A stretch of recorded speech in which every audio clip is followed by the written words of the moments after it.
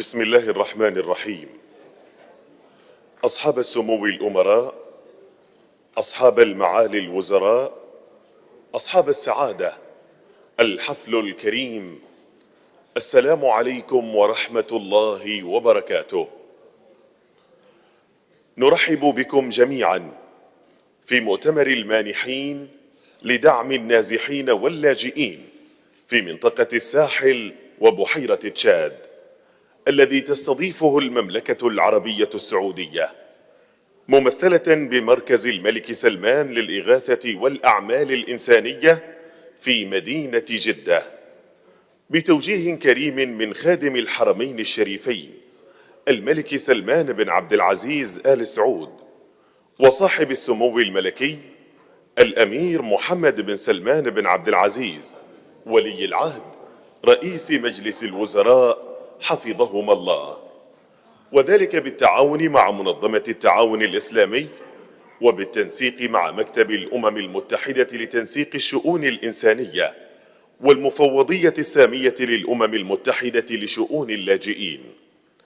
أيها الجمع الكريم، يهدف هذا المؤتمر إلى حشد الموارد للمبادرات الإنسانية والتنموية التي تستهدف السكان المتضررين بما في ذلك النازحين واللاجئين، بالإضافة لزيادة الوعي بالأزمة متعددة الأوجه ومعالجتها عن طريق بناء شراكات قوية لتعزيز الاستجابة الإنسانية الفعالة ودعم أكبر للحلول طويلة المدى. في بداية حفلنا هذا نستمع لتلاوة عطرة من آيات الذكر الحكيم. بسم الله الرحمن الرحيم. الذين ينفقون أموالهم بالليل والنهار سرا وعلانية فلهم أجرهم عند ربهم ولا خوف عليهم ولا هم يحزنون.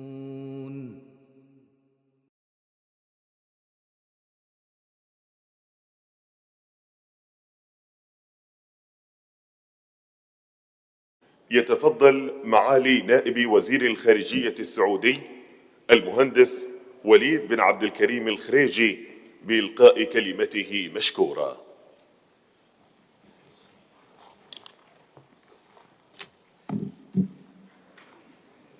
بسم الله الرحمن الرحيم. الحمد لله حمد الشاكرين، والصلاة والسلام على أشرف الأنبياء وخاتم المرسلين. أصحاب المعالي والسعادة، معالي المشرف العام على مركز الملك سلمان للإغاثة والأعمال الإنسانية، معالي الأمين العام لمنظمة التعاون الإسلامي، الحضور الكريم، السلام عليكم ورحمة الله وبركاته. أود أن أبتدئ بأن أرحب بكم جميعاً أجمل ترحيب في بلدكم الثاني المملكة العربية السعودية، وأنقل لكم تحيات صاحب السمو الأمير فيصل بن فرحان آل سعود وزير الخارجية، الذي حالت ظروف مهامه هذه الأيام دون تمكنه من مشاركته في هذا المؤتمر. كما يطيب لي أن أتقدم بالشكر الجزيل للأمانة العامة لمنظمة التعاون الإسلامي وللمركز الرائد عالمياً مركز الملك سلمان للإغاثة والأعمال الإنسانية على حسن التعاون والتنسيق في سبيل استضافة هذا المؤتمر المهم، مثمنين كذلك الشراكة الفاعلة والجهود المقدرة لكل من مكتب الأمم المتحدة لتنسيق الشؤون الإنسانية الأوتشا وللمفوضية السامية للأمم المتحدة لشؤون اللاجئين، دعماً وإدراكاً واعياً لأهمية تنسيق الجهود وتوحيدها والتكامل فيما بينهم في هذا الإطار. حضور الكرام، تأتي استضافة المملكة العربية السعودية لمؤتمر المانحين لدعم النازحين واللاجئين في منطقة الساحل وبحيرة تشاد حرصاً من المملكة على الاستجابة لكل ما فيه خدمة للقضايا الإنسانية وتقديم المساعدات اللازمة للشعوب المحتاجة في الدول الأعضاء في المنظمة خلال الأزمات، وذلك انطلاقاً من مبادئها الإنسانية الراسخة واتساقاً مع ميثاق المنظمة واستجابة لقرار مجلس الوزراء الخارجية في هذا الشأن. أصحاب المعالي والسعادة، إن المملكة العربية السعودية لم تأل جهداً عبر تاريخها على مد يد العون والمساعدة للدول والشعوب المحتاجة وإغاثة المنكوبين حول العالم بلا تمييز، تجسيداً للقيم الإسلامية النبيلة واستلهاماً لمبادئ التضامن وروح التعاون والتكاتف، مرتكزة على توجيهات كريمة من لدن خادم الحرمين الشريفين الملك سلمان بن عبد العزيز آل سعود وسمو ولي عهده الأمين صاحب السمو الملكي الأمير محمد بن سلمان بن عبد العزيز آل سعود رئيس مجلس الوزراء يحفظهم الله، حيث سخرت كافة الإمكانات والموارد في خدمة القضايا الإنسانية عبر ذراعها الإنساني الرائد مركز الملك سلمان للإغاثة والأعمال الإنسانية، مؤملة أن تسهم هذه الجهود الفاعلة للمملكة في هذا الميدان في إرساء الأمن والاستقرار، وأن يسود السلام كافة الأرجاء، وهو ما يجعلها من كبار الدول المانحة للمساعدات الإنسانية والتنموية على المستوى الدولي للعام 2023، والأولى على مستوى الدول الإسلامية والعربية بإجمالي مساعدات بلغت $239 مليون، فضلاً عما قدمته من مساعدات إنسانية وإنمائية لأكثر من 170 دولة خلال 5 عقود ماضية، حيث تجاوزت $130 مليار أمريكي. ولقد حرصت المملكة بشكل خاص على التعاون مع الأمم المتحدة ووكالاتها ومنظماتها المتعددة ومؤسسات المجتمع المدني في تقديم الدعم التنموي لصالح قطاعات البنية التحتية في الدول المستضيفة للنازحين للتخفيف من أعباء الاستضافة، فضلاً عن دعم المملكة للدول مصدر النزوح بما يعزز الوصول إلى حلول جذرية لتلك الأزمات والتخفيف من تبعاتها. هذا إلى جانب ما تقدمه المملكة العربية السعودية حالياً من مساعدات إنسانية وإغاثية طارئة للمساهمة في معالجة الوضع الإنساني لأبناء الشعب الفلسطيني في قطاع غزة وجمهورية لبنان الشقيق. أصحاب المعالي والسعادة، أيها الحضور الكرام، إن تفاقم الأوضاع الأمنية بما فيها العمليات الإرهابية وكذلك سوء الظروف الاجتماعية والاقتصادية والصحية في بلدان منطقة الساحل وبحيرة تشاد تمثل خطورة بالغة ليست في دول إفريقيا وحدها، بل تتجاوزها إلى دول مجاورة ودول إقليمية، إذ تؤدي تلك الأوضاع إلى تغذية الصراعات وانتشار الفوضى وتعطيل حياة الناس وسبل معيشتهم في تلك البلدان، وهو الأمر الذي يمثل تحدياً للدول الأعضاء لسعيها الدؤوب في سبيل تحقيق الأمن والاستقرار وتوفير سبل العيش الكريمة لتلك المجتمعات.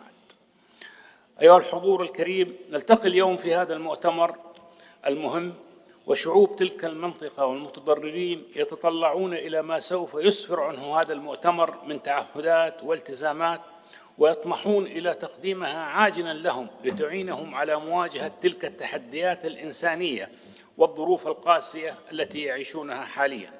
ومن هذا المنطلق واستلهاماً من مبدأ التآزر والتضامن الإسلامي، تدعو المملكة العربية السعودية الدول الأعضاء والأصدقاء وكافة المنظمات والجهات الإنسانية المعنية إلى المسارعة في تقديم المساعدات الإنسانية والإغاثية والاستجابة للوضع الإنساني في بلدان منطقة الساحل وبحيرة تشاد، كما تدعو مؤسسات منظمة التعاون الإسلامي وأجهزتها المتخصصة لدعم مشاريع التنمية وتقديم المساعدات الإنسانية لتسهم في معالجة تلك المشاكل والأزمات في المنطقة.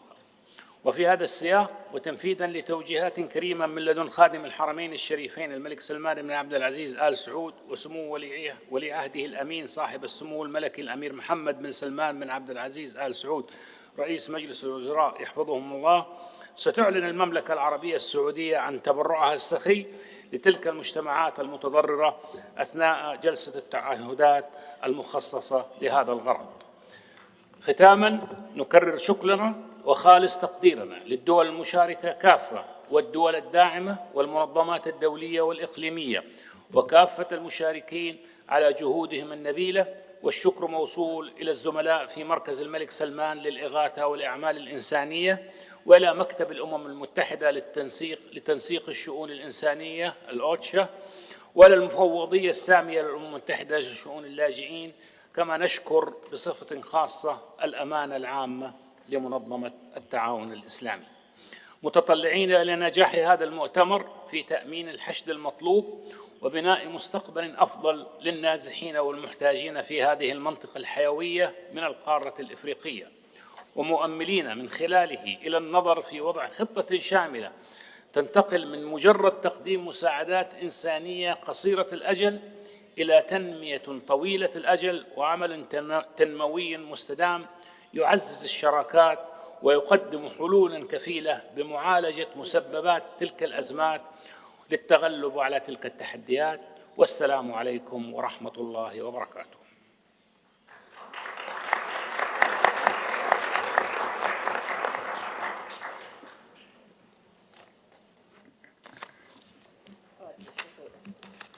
الحضور الكرام، والآن مع كلمة معالي الأمين العام لمنظمة التعاون الإسلامي الأستاذ حسين إبراهيم طه، فليتفضل.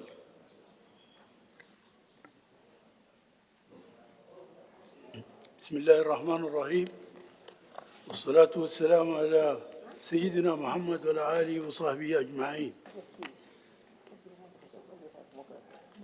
Excellence Walid al-Khareji, vice-ministre des Affaires étrangères du Royaume d'Arabie Saoudite, Son Excellence Dr Abdullah Rabia, conseiller à la Cour royale et superviseur général du roi du Centre Roi Salman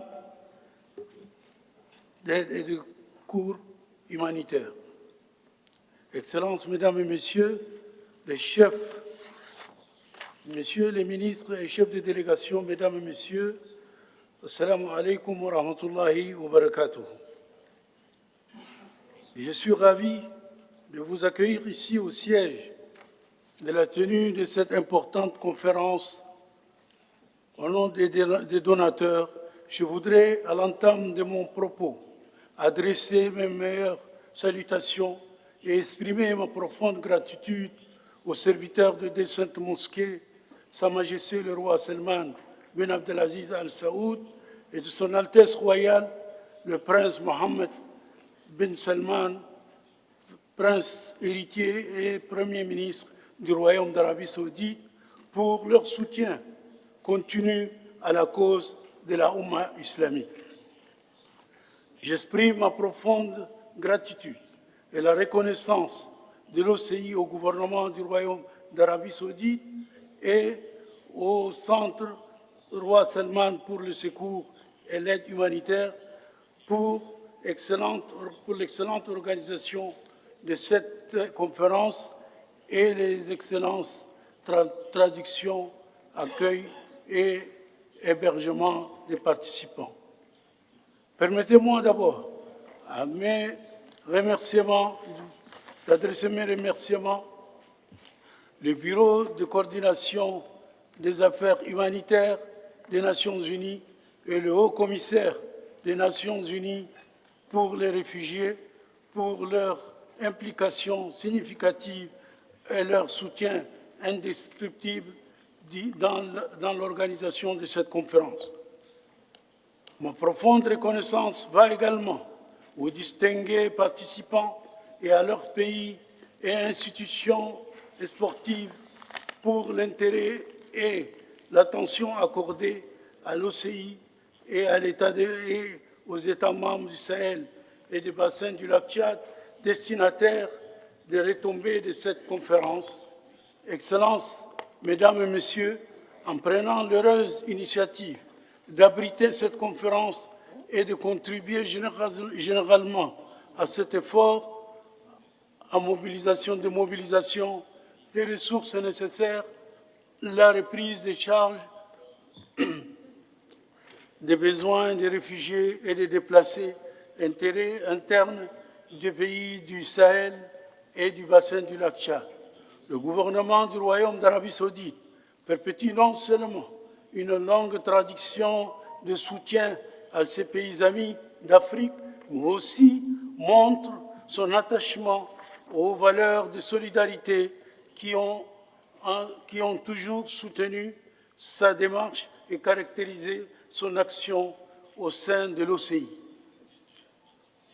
En effet, au-delà de matérialiser une volonté majeure des États membres de l'OCI visant à mobiliser un soutien massif au profit des réfugiés et déplacés internes des régions du Sahel et du bassin du lac Tchad, cette conférence des donateurs est le signe d'une solidarité agissante entre l'OCI et ses partenaires extérieurs, mobilisés pour apporter une aide, une réponse conjointe aux défis pressants liés à la crise aiguë des déplacés et des réfugiés dans une région fortement affectée par l'insécurité, les changements climatiques et les troubles de ces diverses natures. Elle intervient dans un contexte particulier, marqué par une instance de crise humanitaire et au Sahel et au bassin du lac Tchad, et une augmentation du nombre de réfugiés et des déplacés internes, ainsi que de leurs besoins. Au même moment, nous assistons à la base de ces aides humanitaires et à la réaction des priorités des principaux donateurs. Cette baisse de l'aide humanitaire, malgré la volonté de l'engagement des manifestants, des partenaires, ajoutée à la faiblesse des moyens d'intervention du Sahel et du bassin du lac Tchad, en dépit de cœurs d'efforts considérables, creuse davantage les fossés entre les besoins humanitaires sans cesse croissants et les ressources de plus en plus limitées. Cette situation nous appelle de mutualiser nos forces en vue d'une meilleure mobilisation des aides, mais aussi de coordonner nos réponses pour parvenir des solutions durables à la crise des réfugiés et des déplacés au Sahel et au bassin du lac Tchad. Et c'est tout le sens de cette conférence des donateurs qui se veut une centre mobilisation des ressources financières conséquentes, mais aussi un espace de concertation et d'échange entre les partenaires et les acteurs humanitaires majeurs. Les actions à prendre de manière coordonnée à effectuer à l'effet d'adresse de façon urgente, mais aussi pour la durée des besoins des personnes affectées par les crises humanitaires en cours dans les pays du Sahel et du bassin du lac Tchad. J'appelle donc, dès lors, les habitants de l'organisation donateurs et les institutions de l'OCI, ainsi que des pays, de l'institution des partenaires de bien vouloir apporter leur contribution dans ces efforts de mobilisation d'aide au profit du pays du Sahel et du bassin du lac Tchad. J'invite également à maintenir le dialogue, la concertation avec l'OCI, à poursuivre les initiatives conjointes en vue de l'atteinte des objectifs communs dans le domaine humanitaire. Je dois par ailleurs appeler jusqu'à des réponses humanitaires urgentes et des actions ponctuelles d'assistance post-crise.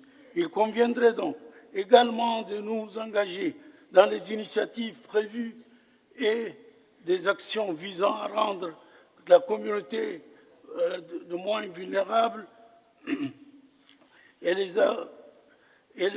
leur rendre des communautés moins vulnérables et être plus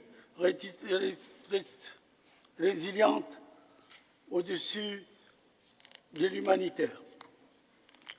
Ces objectifs figurent au premier rang des priorités intensifiées dans le contexte du programme d'action de l'OCI, et cette dernière est disposée à travailler de concert avec les autres pays partenaires internationaux. Et en espérant que cette conférence soit couronnée d'un succès retentissant, je réitère mes très sincères remerciements aux plus hautes autorités du Royaume d'Arabie saoudite et réaffirme l'engagement total du secrétariat général à tout mettre en œuvre pour un suivi effectif des résultats qui seront issus de cette conférence. Je vous remercie de votre aimable attention. Wassalamu alaikum wa rahmatullahi wa barakatuh.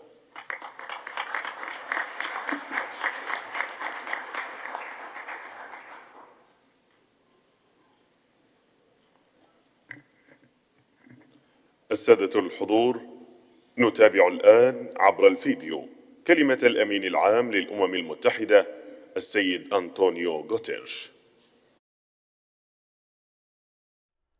Excellencies, friends, I thank the Kingdom of Saudi Arabia and the Organization of Islamic Cooperation for convening this vital event. The Sahel and Lake Chad Basin regions have immense potential, rich in cultures, with vibrant youth populations and endless possibilities for renewable energy, all valuable building blocks for sustainable development. However, the area also faces profound challenges, from violence and terrorism to the climate crisis. This year, floods swept across the lives of around 5 million people. Across the regions, we see crises of hunger, crises of hope, and crises of displacement. The Sahel is home to over 7.5 million people driven from their homes, including 2 million refugees. Over 30 million require humanitarian assistance.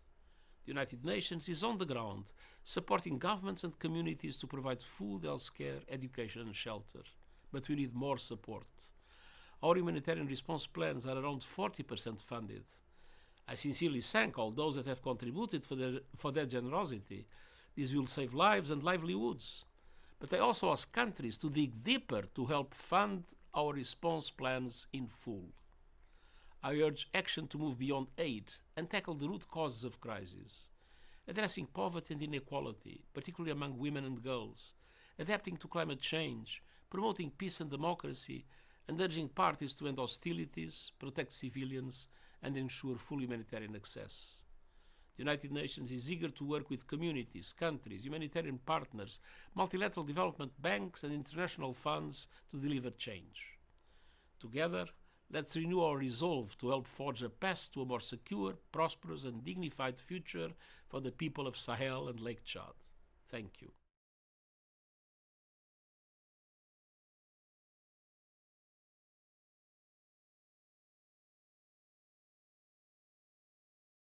الآن فيديو قصير عن الأزمة الإنسانية في بعض دول الساحل وبحيرة تشاد.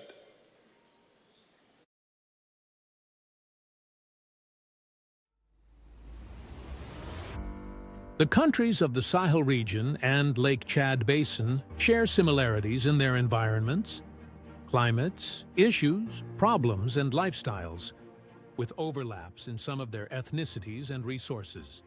However, these countries face complex and difficult situations that have led to conflicts in various forms, resulting in a continuous cycle of the world's longest and most complex humanitarian, political, economic, and societal crises. Despite the efforts of the governments of these nations, in collaboration with international and UN organizations as well as other countries, these crises and conflicts have resulted in significant waves of displacement and refugees that are almost completely out of control. In response to these circumstances, the Kingdom of Saudi Arabia has provided generous support to African countries for decades, through grants, loans, and humanitarian aid totaling $47,884 million, financing 2,115 projects in various fields to serve the African people. The countries of the Sahel and Lake Chad region received financial support exceeding $1 billion and $266 million, with which the kingdom financed 405 diverse projects. As a leader on the international stage, particularly in the Arab and Islamic worlds, and among nations concerned with Africa, the kingdom is hosting the Donor Conference to support refugees and displaced persons in the Sahel region and the Lake Chad Basin, called for by the Organization of Islamic Cooperation, OCHA and UNHCR. The conference aims to relieve more than 11 million refugees and displaced persons in the Sahel region and Lake Chad Basin. It seeks to adopt a comprehensive, multi-sectoral approach to address their situation by combining conflict resolution and prevention, promoting dialogue, peace, and security, reducing poverty, alleviating food insecurity, and providing health care, among other needs. Through financing essential projects, the conference aims to enhance community resilience, achieve sustainable solutions to displacement issues, and offer better living and livelihood opportunities in an effective, integrated, and sustainable manner.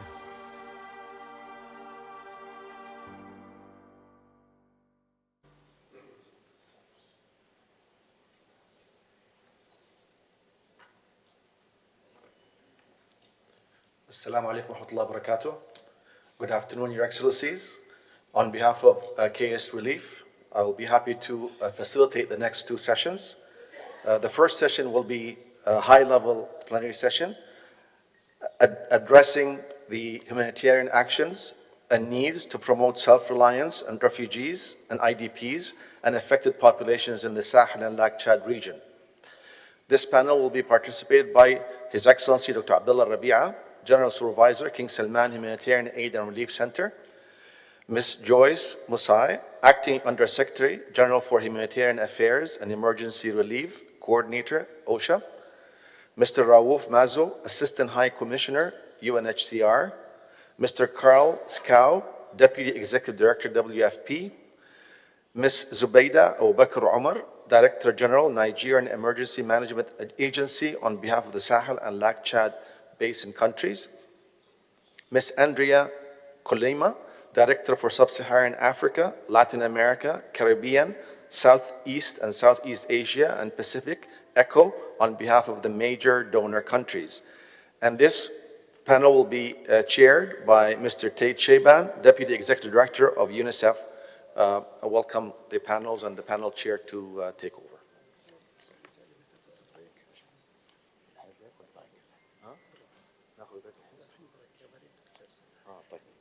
Okay, so we'll have a break for 10 minutes and then we'll come back to start the session.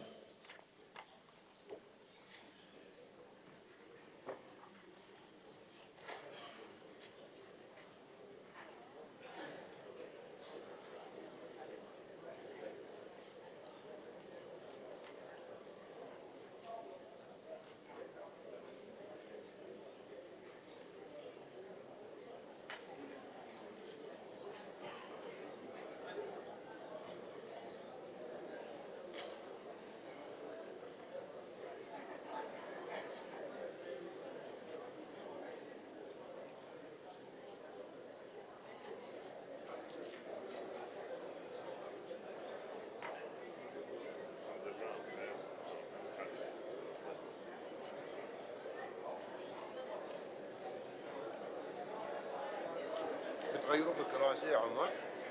بنجيب الكراسي. وين؟ هنا في الخلف حنجيبوا هنا حيكون 7. هنا حيكونوا 7.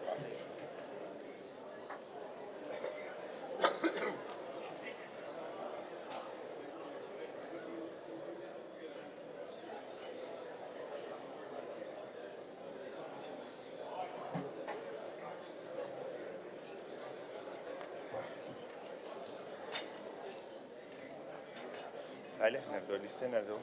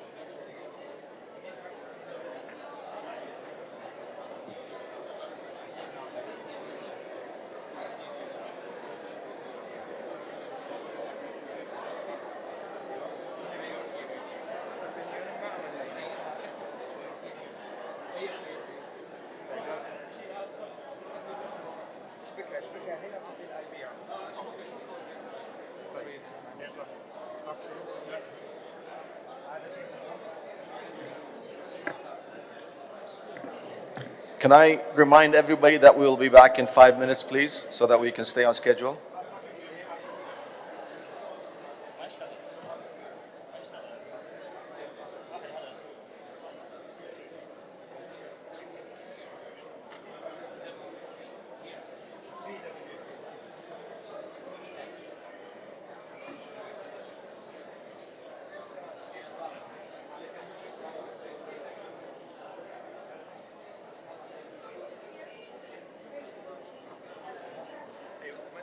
هنفصله. نعم.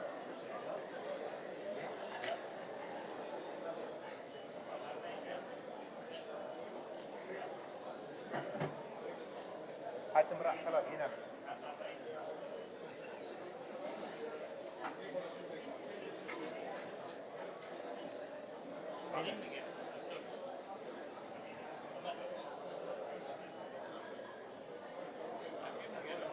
مين؟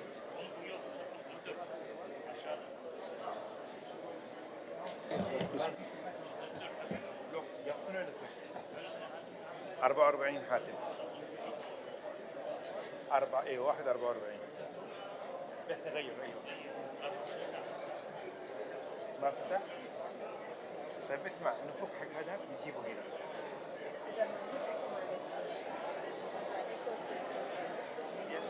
اوكي خلاص بيقولوا اوكي خلينا sök Sefer abi olur diyor.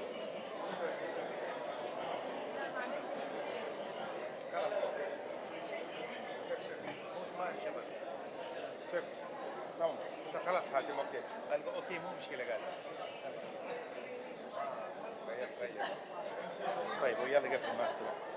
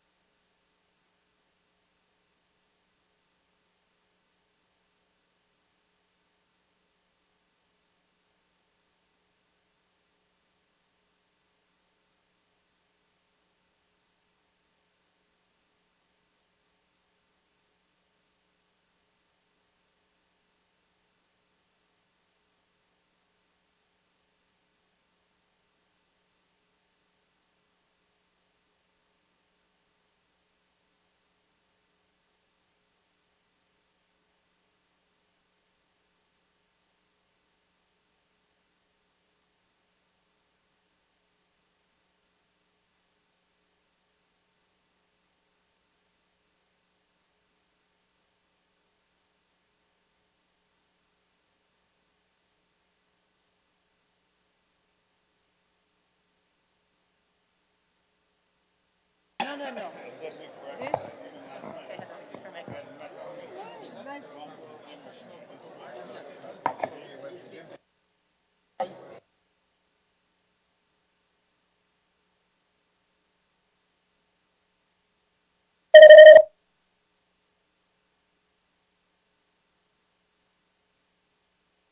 Your Excellencies, if you can take your seats so we can start the session.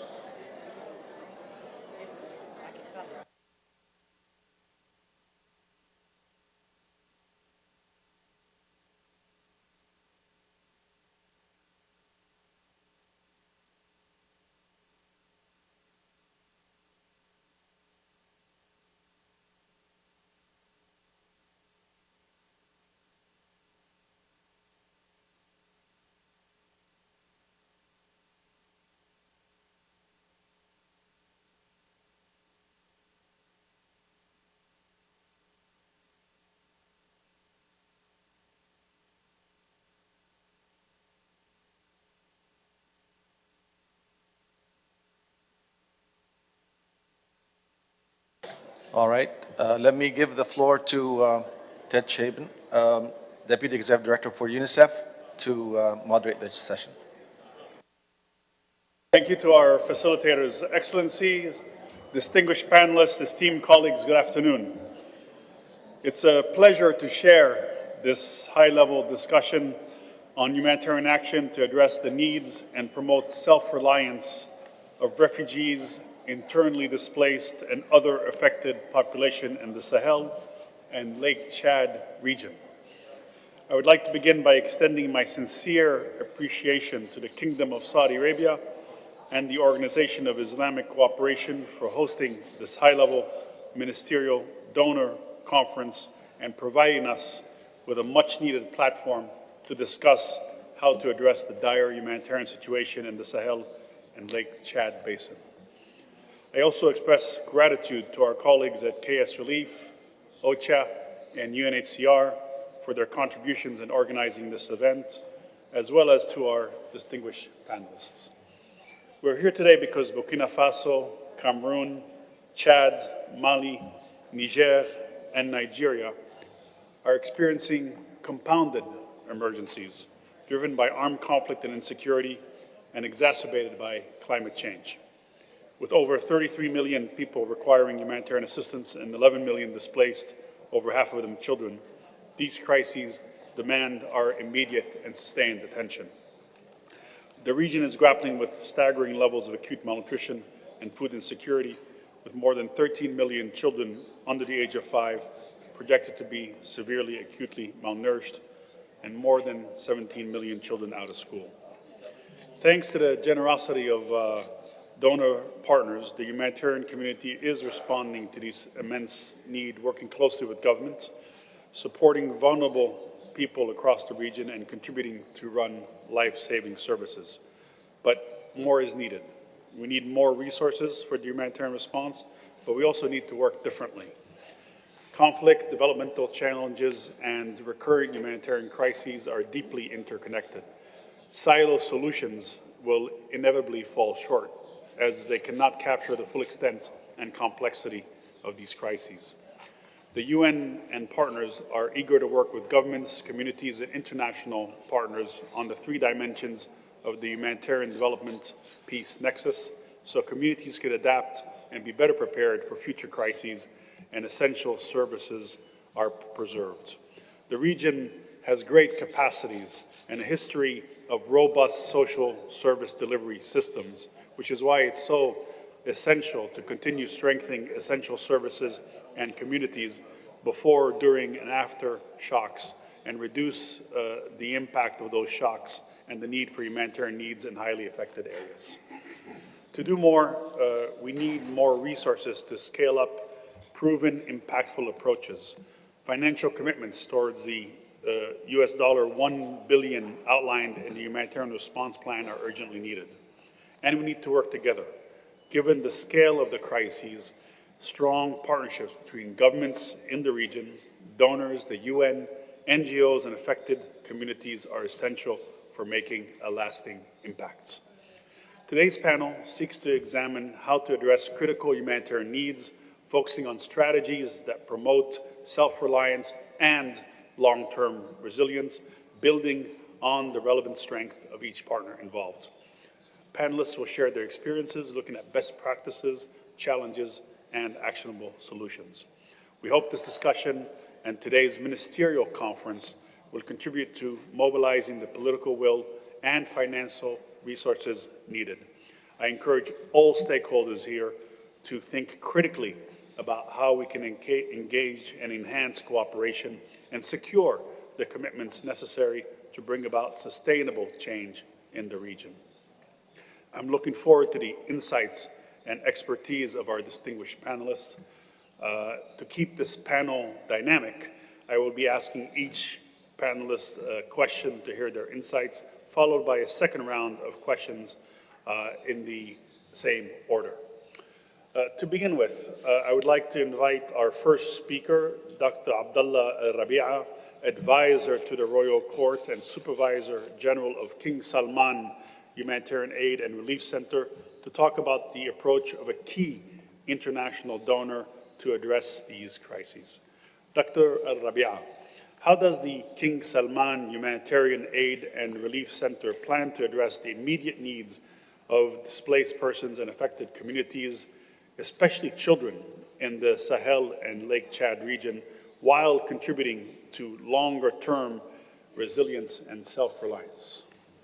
Thank you, Ted. I appreciate the introduction, and I appreciate the question, and I'm really thrilled and happy to be with this respectable, high-level panel.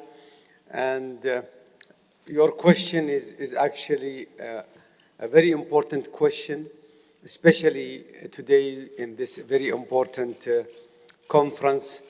We're talking about the Sahel and the Lake of Chad region, which is a forgotten crisis that is extremely important.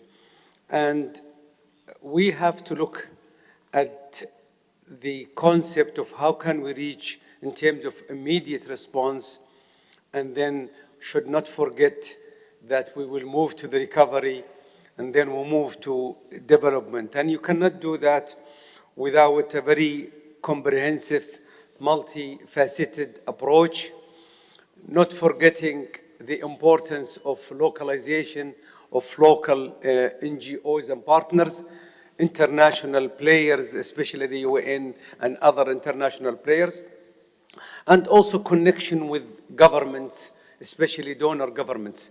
But let me take you back to the importance of the triple nexus, which is basically humanitarian, development, peace.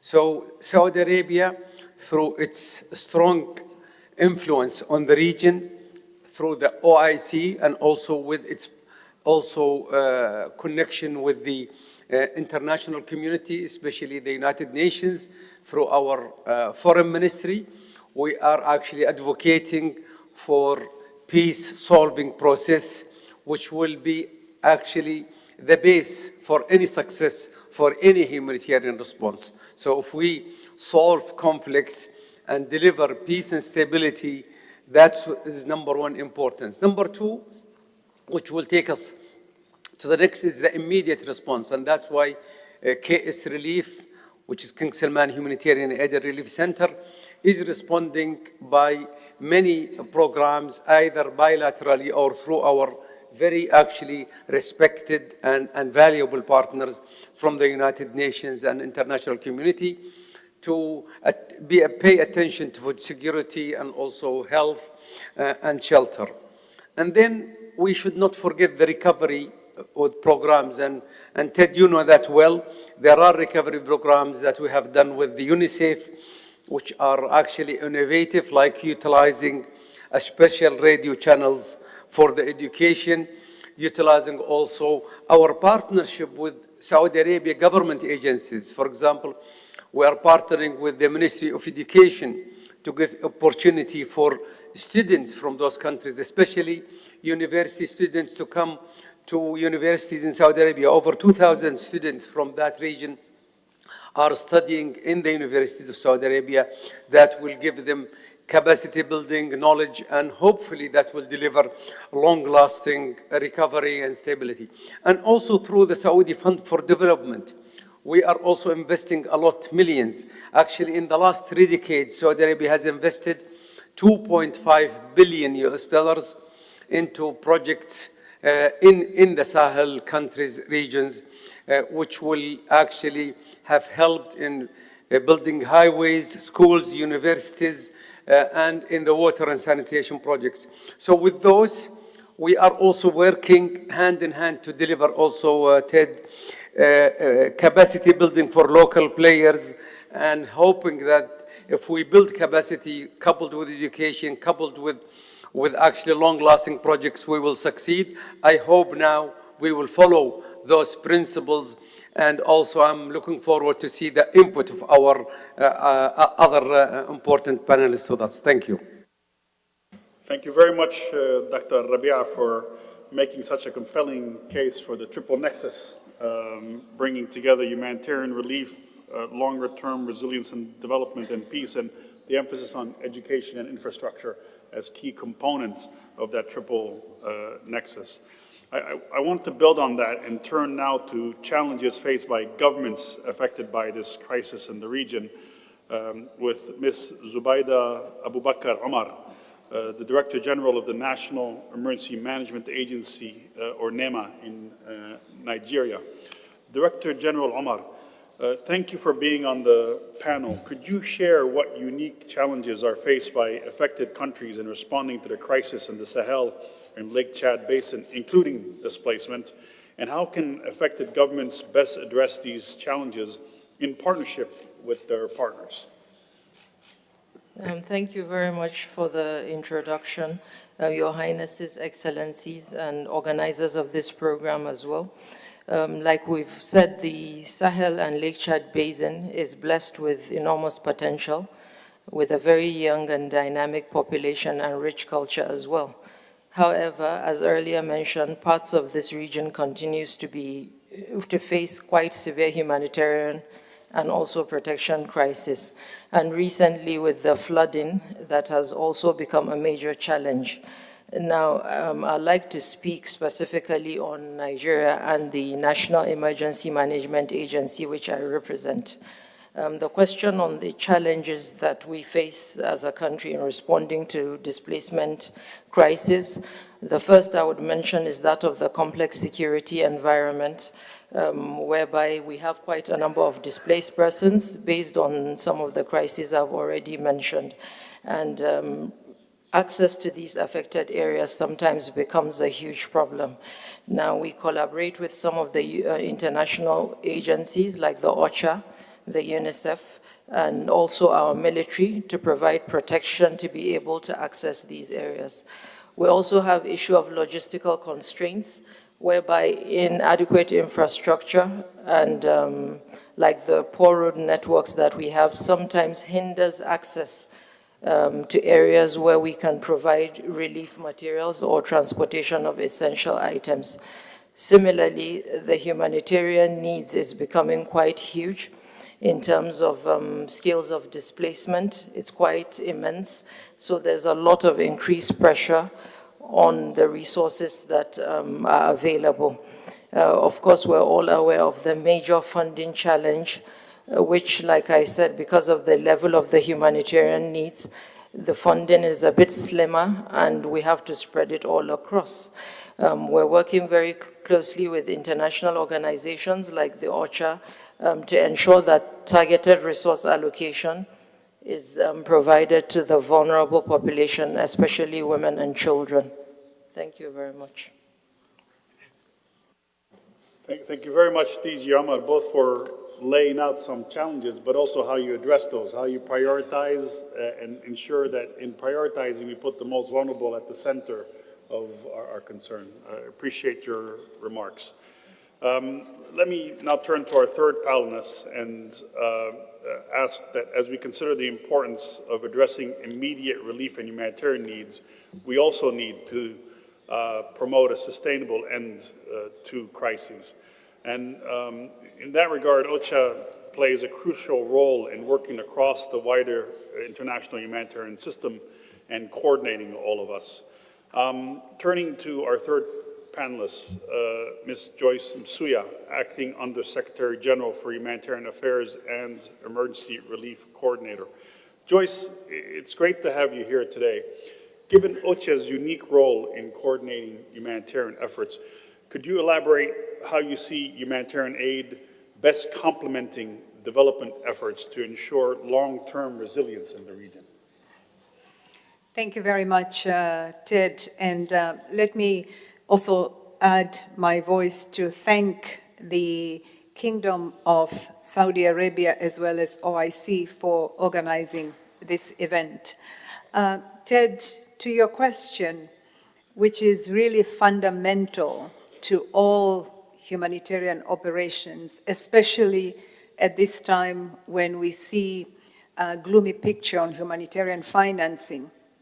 On how we do it, one, there is absolute need to start with understanding what the affected population really need. And what we are hearing across the globe is that they want to help themselves. They want dignity and self-independence and self-reliance in the long run. This I heard when I traveled in Burkina Faso with Carl, as well as in Niger. including in the most vulnerable populations. So this must be a starting point to understand what the needs are from the communities for the long-term sustainability. Last year, as part of the collective humanitarian response in the Sahel and Chad, our operational partners, including UNICEF where you work, but also NGO colleagues, we provided assistance to 16 million people in the sub-region out of 22 million that were targeted. So you can see we're already short. In that, what is required in the long-term sustainability is to work with development partners, with exploring development financing, but also climate financing, because the Sahel and Lake Chad Basin are affected by climate change. The good news is there are several initiatives that are underway. From the humanitarian side, for example, in Chad, we are partnering with the World Bank to see how development financing could complement humanitarian financing, but in response to the affected population aspirations and needs. From our funding partners, we are seeing, for example, the German Nexus funding facility, which is providing support to the Nexus to promote complementarity between humanitarian and development sector. So in summary, everyone has a role to play, and thanks to donors, partners, governments, and communities that are represented here as a demonstration of the importance of partnership. Thank you. Thank you, Joyce. I think there's actually excellent example of resilient programming in the Sahel and the Lake Chad Basin. I can think of initiatives with the World Bank, Germany, the EU, the UN agencies working with government to sustain systems, and I really appreciate some of those examples. I also think it's really important, the point you made about putting affected populations at the center of the discussion and reflecting what they raise as the priority, including the importance of self-reliance. So thank you for those comments. I turn now to Raouf Mazou, UNHCR Assistant High Commissioner for Operations. Raouf, it's a pleasure to have you here.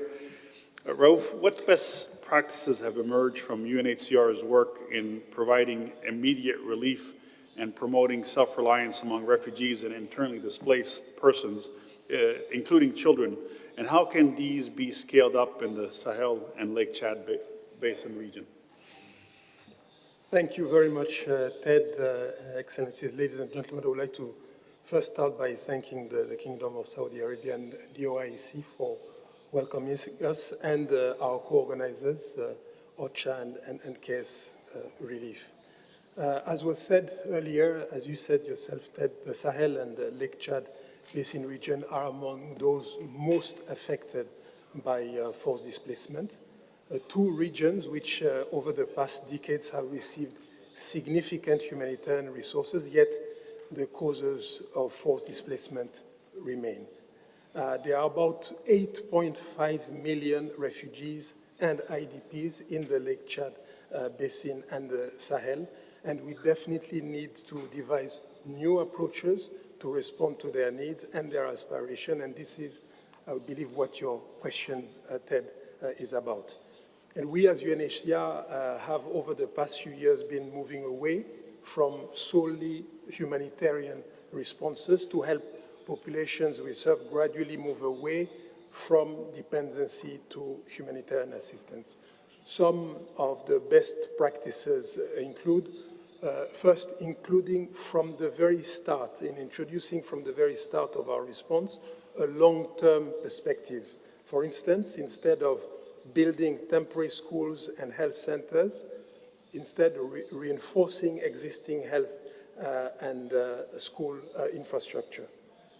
Partnering with development actors from the very beginning of displacement with our own UN sister development agencies, but also with bilateral and multilateral actors. A number of them have been developing new instruments. I can think of the IDA, the window for refugees and host communities. I can think about the Global Concessional Funding Facility, which has also been put in place for middle-income countries.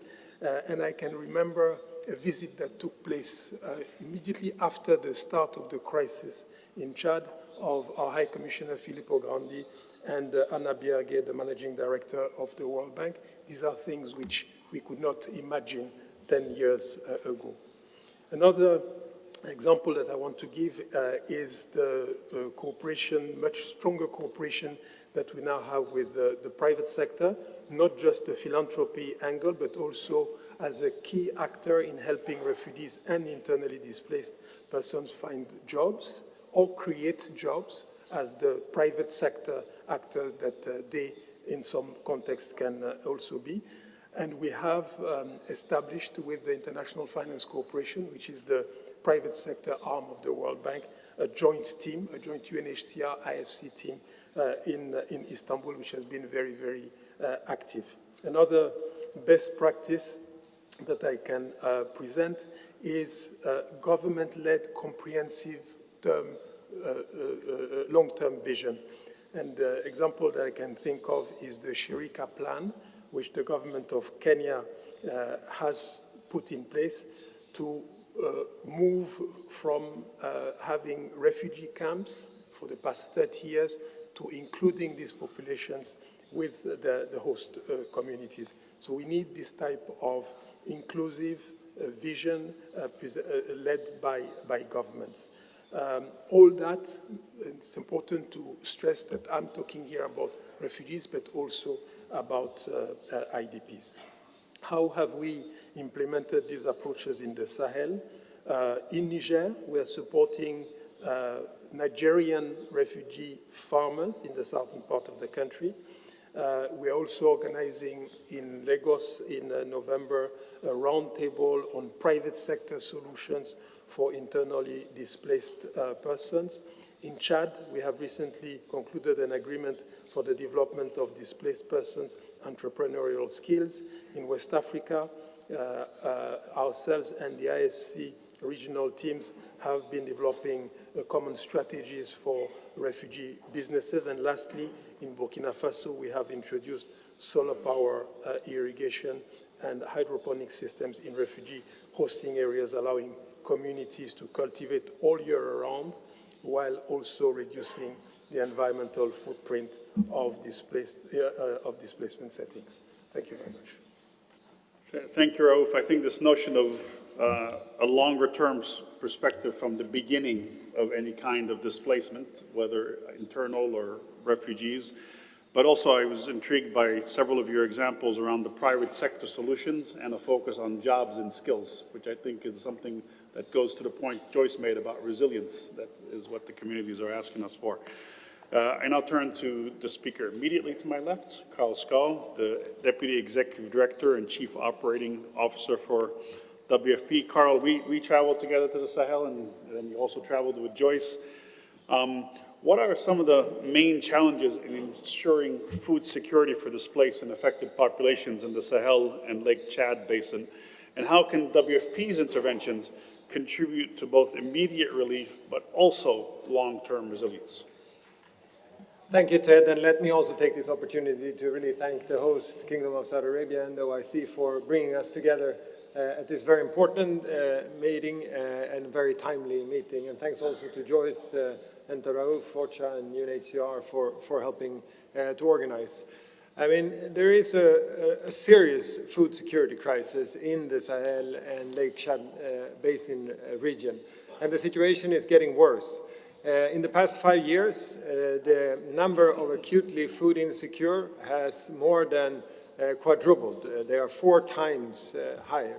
And this is driven by a mix of conflict insecurity, extreme weather events caused by climate change, but also economic shocks, not least, of course, in the aftermath of COVID.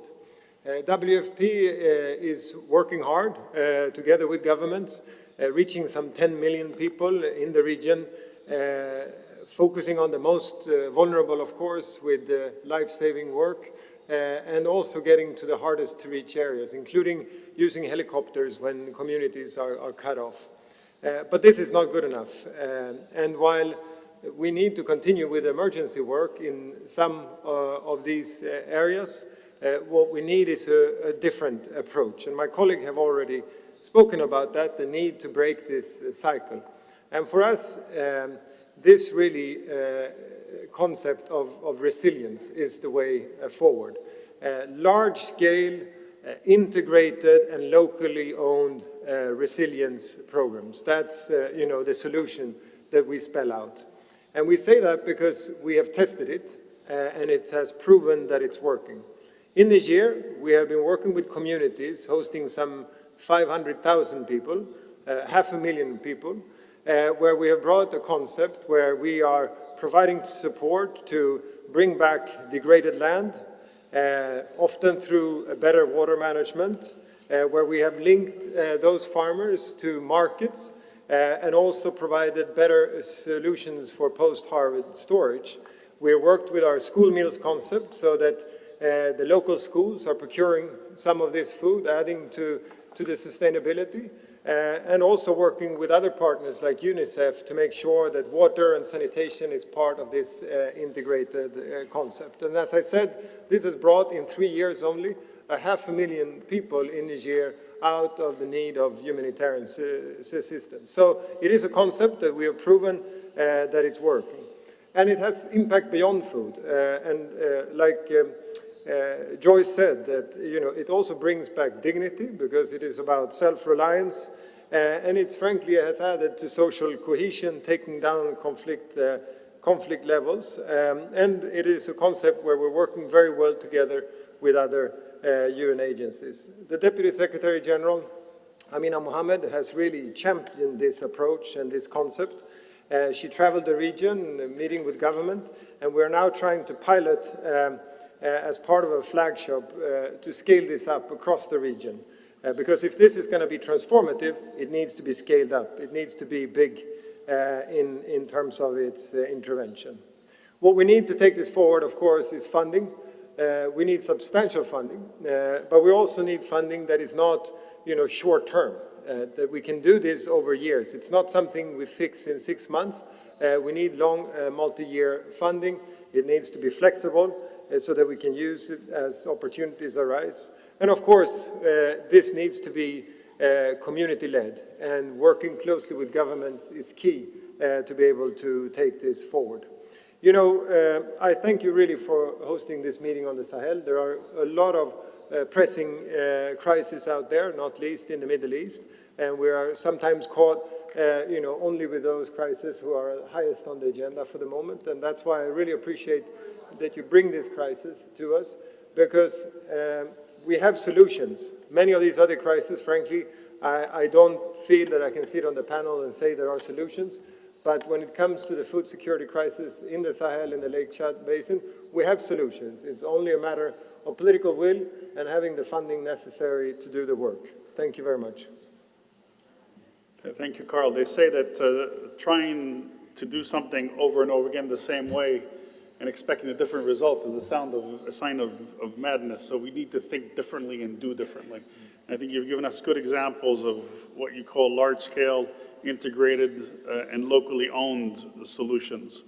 I also want to build on what you've said and speak about the importance of working with systems and sustaining social service delivery systems, because that is part of the resilience that is needed, complementing the community approach that both you and Joyce have spoken to, and the focus on dignity, which is essential. Last but not least for this first round, I'd like to turn now to Ms. Andrea Kulema, the DG of ECHO and Director for, DG ECHO, Director for Sub-Saharan Africa, Latin America, Southeast and Southeast Asia and Pacific. It sounds like the whole world, virtually. And to really appreciate one of our key donors in the Sahel and the Lake Chad Basin. Andrea, what types of new activities do international donors see as most promising for helping crisis-affected communities meet immediate needs while promoting solutions and that whole issue, important point on dignity and self-reliance. And what do donors think they will be doing differently in the coming years in the region? Thank you very much, Ted, for this very interesting question. When you're the last speaker, you realize that a lot of the previous speakers have already answered what you were supposed to answer, which is the case here. We had some very interesting activities mentioned by Raouf and Carl as way forward. So let me address it a little bit differently, look at more longer-term avenues that we can explore. And that gives me the opportunity to start by thanking the OIC and the King Salman Relief Center for bringing us together today. You announced this ministerial conference at the senior officials meeting on Sahel and Lake Chad, which the EU convened back in Brussels in May 2024. And here we are today in Jeddah, taking this conversation to a much higher level, whilst keeping the same three interlocutors: the crisis-affected countries, the humanitarian partners, and the donors. So a first promising avenue for me is what's materializing today: enlarge the donor base by bringing in the membership of OIC, and maintain the dialogue based on mutual respect with all affected countries, especially when this dialogue might touch upon sensitive issues. The second avenue is to build on solid foundations which already exist in the region. From the outset of the crisis, communities, local authorities, and national governments, these are the first responders. And they have been supported by successful regional mechanisms such as the West Africa Food Crisis Prevention Network or the Regional Food Security Reserve in order to respond to the food crisis. These should not be taken for granted. These are fragile, need to be nourished, and need to be supported. So let's make sure that they are preserved and that they continue serving the region. Third, all actors must put the crisis-affected civilian populations and their protection at the center of their preoccupations by respecting and upholding international humanitarian law, refugee law, and human rights, and by striving to ensure that affected populations, wherever they are, can access life-saving basic services and survival means.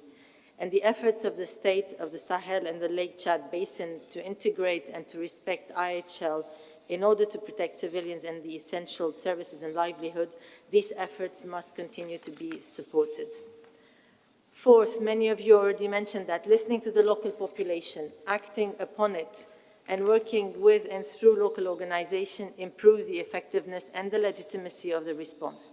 But it is easier said than done, as it can challenge the modus operandi of agencies, of donors, but even of governments. Notwithstanding the difficulties, localization shouldn't be just a buzzword. We must turn it into reality. And last but not least, as a humanitarian donor representative, I can only commend your efforts of bringing development actors on board. And we should also consider, as many of you have said, the P. The P is for peace, but the P is also for political action. As humanitarian actors, our duty is to prioritize life-saving assistance, but we can certainly also kickstart long-term transformative solutions to build resilience and address the root causes of the crisis. From the EU side, we are committed to engage into new ways of working, for instance, by combining rapid response mechanisms in case of forced displacement with the support to long-term response. As an example, or as a thought, the emergency life-saving component would provide, say, 2-3 months of emergency assistance package, while long-term support would work, for example, on livelihood options for the targeted population, or on the possible adaptation of existing basic services to new arrivals of displaced people or of refugees. In other words, as Raouf said before I took the floor, strengthening the humanitarian development peace nexus starts from day one of the crisis. And Eastern Chad is an excellent example of that. In the context of the Sudanese refugee response, the simultaneous engagement of humanitarian development donors and actors, including the financial institutions, and the key involvement of the Chadian authorities in their two main contributions, the first one being the generous hospitality to more than 700,000 refugees, and the second one being by providing the most important contribution for a durable solution, which is land. This approach shows that it is possible to do a shift in approach. Thank you very much. Thank you very much, Andrea, also for bringing in the whole issue of international humanitarian law, if I may, also the whole issue of ending grave violations. We started with a P focused on peace, and then you finished with a P focused on political action, which I think is the way to get to peace. I think continuing the trend in the panel to focus on localization and a focus on communities and strengthening local and national systems. We're going to move to a second round of questions and focusing on what I call some of the enablers that need to be in place to address the compounded emergencies in the Sahel and the Lake Chad Basin. We're going to mix up the order so that we have a different order of speakers. And let me start in this round with Director General Omar and ask how important is community engagement? A number of the panelists, all of you in fact, have spoken about community engagement in the humanitarian response in the Sahel and the broader Lake Chad region. And what, in your view, have been proven effective strategies in involving local communities in both short-term relief effort, but also long-term resilience and development activities? Thank you very much. Community engagement is central to the NEMA and our approach to all these disasters that keep happening. We ensure that humanitarian assistance is tailored to the specific needs of those affected by conflict and displacement. This way we collaborate with local leaders, internally displaced persons, and local government representatives as well to ensure that all relief efforts are culturally appropriate and also relevant. Now, even for our needs assessment, it's a collaborative effort. We ensure that the community leaders take the lead, so also the state emergency management agencies. We also partner with the likes of the Red Cross, the OCHA, and this collaborative process ensures that relief efforts are informed by the voices of the affected populations. And this way it results in a people-centered response. We also have effective strategies for short and long-term recovery. This way, partnership with international and national organizations, we coordinate with them as well as the national and state ministries to provide a comprehensive humanitarian response that addresses both immediate needs and long-term recovery. We also ensure local empowerment by partnering closely with community stakeholders, and that way we ensure that we strengthen the local capacity. And also, like I said earlier on, this way interventions are more impactful and sustainable.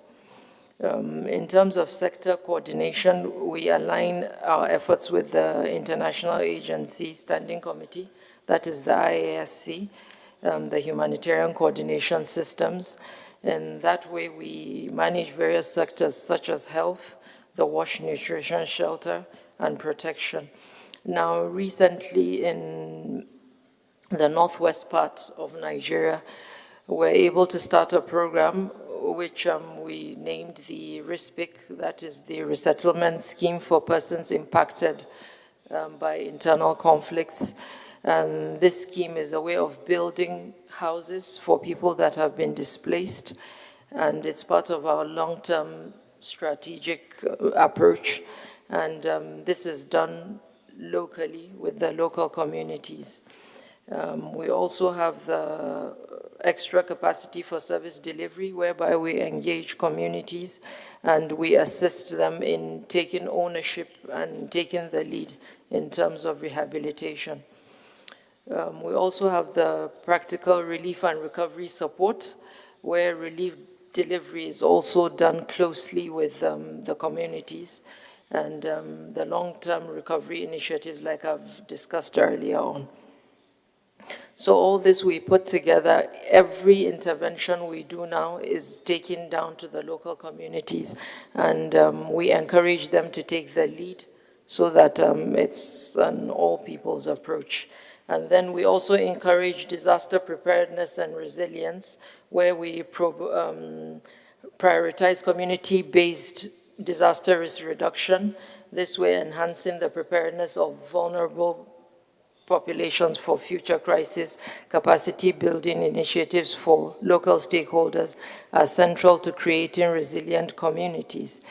And we also do engage in protection and focus on vulnerable groups where we prioritize interventions for the most vulnerable, including women, children, and persons with disabilities, ensuring equitable access to resources and support services. This coordinated effort, supported by the federal government funding, which we have all agreed is quite inadequate, but it's also aligned with international systems. It enabled us to effectively manage the humanitarian crisis in the country, combining immediate relief with long-term recovery and resilience building. Most of this approach, like I said, is carried out with the OCHA, the Red Cross, and communities. Thank you very much. Thank you very much, DG. I mean, a number of ways that you're collaborating, coordinating with communities. And we spoke earlier in the day about the resettlement that you had been working on in northeast Nigeria of people affected by conflict. Then floods came, they need to be moved again and again go back home. And in all those steps, a very strong partnership with communities and links between the partnership with communities and partnerships with international actors through the system that OCHA represents. And Joyce, turning from community partnerships to international partnerships, and this may be a bit beyond what OCHA focuses on directly, but if you could perhaps give us a bit of insight on some of the diplomatic actions that are underway to mitigate the crisis in the region, and how can the international community, in coordination with regional actors, prevent further escalation of humanitarian needs? Thank you very much, Ted, and thank you for expanding a bit OCHA's work through this question. But I think it's important to recognize that humanitarian action is more than just delivering the assistance. It really is, look at this conference, the collective, all of us, in terms of bringing the partnerships from the communities all the way up to the national governments, funding partners, NGOs, and UN agencies. So the way we look at humanitarian diplomacy is really to think about partnership, which has to be grounded on mutual trust and respect, because we all have the same shared value of serving the people who are suffering a lot, saving lives, offer protection, but also to help the people and communities of the Sahel and Lake Chad Basin to recognize and live their own enormous potential. But out of humility, recognizing the communities themselves are doing much, much more than what we as humanitarians or OCHA do in terms of partnership. So one is we need to foster partnerships that are grounded on trust and respect, that listen, as I mentioned in my previous response, to what these communities really want. And we need to have open, frank conversations, including where we have differences in opinions.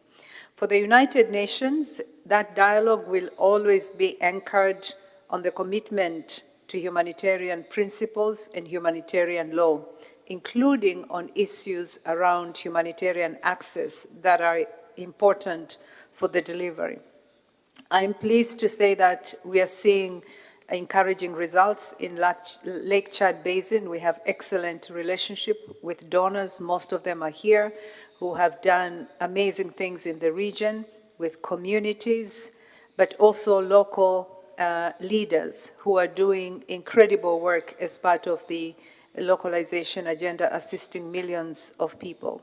So to go back to your question in summary, I would say diplomacy that is grounded on strong, respectful partnerships are essential both for mitigating the humanitarian crisis and promoting solutions. Thank you. No, thank you, Joyce. I think this notion of humanitarian diplomacy grounded in common values, respect, and trust is key. And I also want to kind of go back in both your answers. You reflected on what communities really want. I recall when we were with the DSG and Raouf a year ago in Chad, and we went to see the community that had suffered, horrible situation in Sudan and crossed the border into Chad. And they said to us, we're business people. We appreciate your humanitarian assistance, but if you give us the means to run our own businesses, we'll take care of ourselves. And I mean, that's, again, listening to the community. Dr. Rabia, what strategies have proven most effective in mobilizing resources for humanitarian aid in previous crises? And how can these be applied to ensure sustainable funding for the Sahel and Lake Chad regions? And within that, if you could specifically comment, I mean, we're here in the OIC, so if you could specifically comment on the role of OIC member states to contribute to such solutions. Thank you, Ted. This is $1 million question. And the reason that we are living in a world with an increasing crisis and also labile economy, and we're hoping to generate more humanitarian funds. But that is not impossible. I think, let me start with the latter part of your question, which is related to the OIC, and then let me thank the Kingdom of Saudi Arabia and the OIC organization for hosting this important meeting for a forgotten crisis. And I think the first answer is advocacy and raising attention to forgotten crises, and that's why we are here today. And I think the OIC member states are actually, through also the help of the OIC administration and also the support of the Kingdom of Saudi Arabia, are doing their best to encourage member states to be an active player in that regard. But let me go to the picture in general. I think the donor group, especially through their interaction and collaboration, and we thank the OCHA for having an OCHA donor group. My request to OCHA is to expand that group and increase actually the donor base. We're still fighting for the last few years to expand the donor base. And also the importance of public-private partnership, like the Kingdom of Saudi Arabia is engaging the private sector, engaging also through public fundraising campaigns, how to raise attention for certain crises. And with that in mind, I think I want to also raise the attention to the importance of localization, Ted. We've seen in COVID-19 what has happened, and the standstill that has happened in COVID-19 has affected very fragile countries, especially the Sahel region, and we don't want that to happen again. So localization, and I was involved in 2 forums in the last 2 months hosted in Saudi Arabia about how can you localize industry in fragile countries, how can you localize logistics in fragile countries, and I was invited to speak, and I think this is important. So we should be shifting to localization, not only to support NGOs, but we should also small businesses, small industry. This is important for recovery and development, and also the logistics, and that's why Saudi Arabia is now working both with WFP and IOM and UNHCR and other UN players to think of a regional humanitarian logistic hub, and also thinking about the vaccine and drug industry localization. Those together, we will be having a better way to look for a better future for Sahel and other crises. Thank you. Dr. Rabia, thank you for those points. I was COVID-19 vaccine delivery coordinator during the COVID-19 crisis. And one of the key issues then was the lack of distribution of means of production and around the world. And I think one of the lessons coming out of the COVID-19 crisis has to be that we need to focus on local manufacturing, local procurement, Let me take my chair hat off for 1 minute and say that UNICEF's working very closely with Africa CDC exactly on such issues. How can we have more of the medical countermeasures produced in Africa for Africa? So thank you for raising that point. Let me also appreciate your second point, which is that humanitarian action needs to be a big tent. It cannot be a club. We need to have a place where everyone meets and everyone contributes to our common humanity. And I think that your example is very much in that vein, and it's much appreciated. Raouf, how can UNHCR strengthen its cooperation with OIC member states and international partners to address the needs of forcibly displaced persons while fostering durable solutions? I think you've already given us examples of that, but I think specifically this notion of partnership would be important to bring up in your second response. Thank you very much, Ted. And I would say that first, regional organizations generally play a crucial role in improving the response to forced displacement, because they provide the place, they provide the forum where countries can come together and collaborate. And I would say that the cooperation with the OIC has been particularly fruitful and is particularly important, also because a large number of the 120 million people displaced either live in an OIC country or are from an OIC country. I can mention a few of the leading OIC refugee hosting countries: Bangladesh, Jordan, Turkey, Uganda, Chad, Egypt, Iran, Pakistan, Sudan, and these are all countries which are hosting 1, 2, or even more million refugees.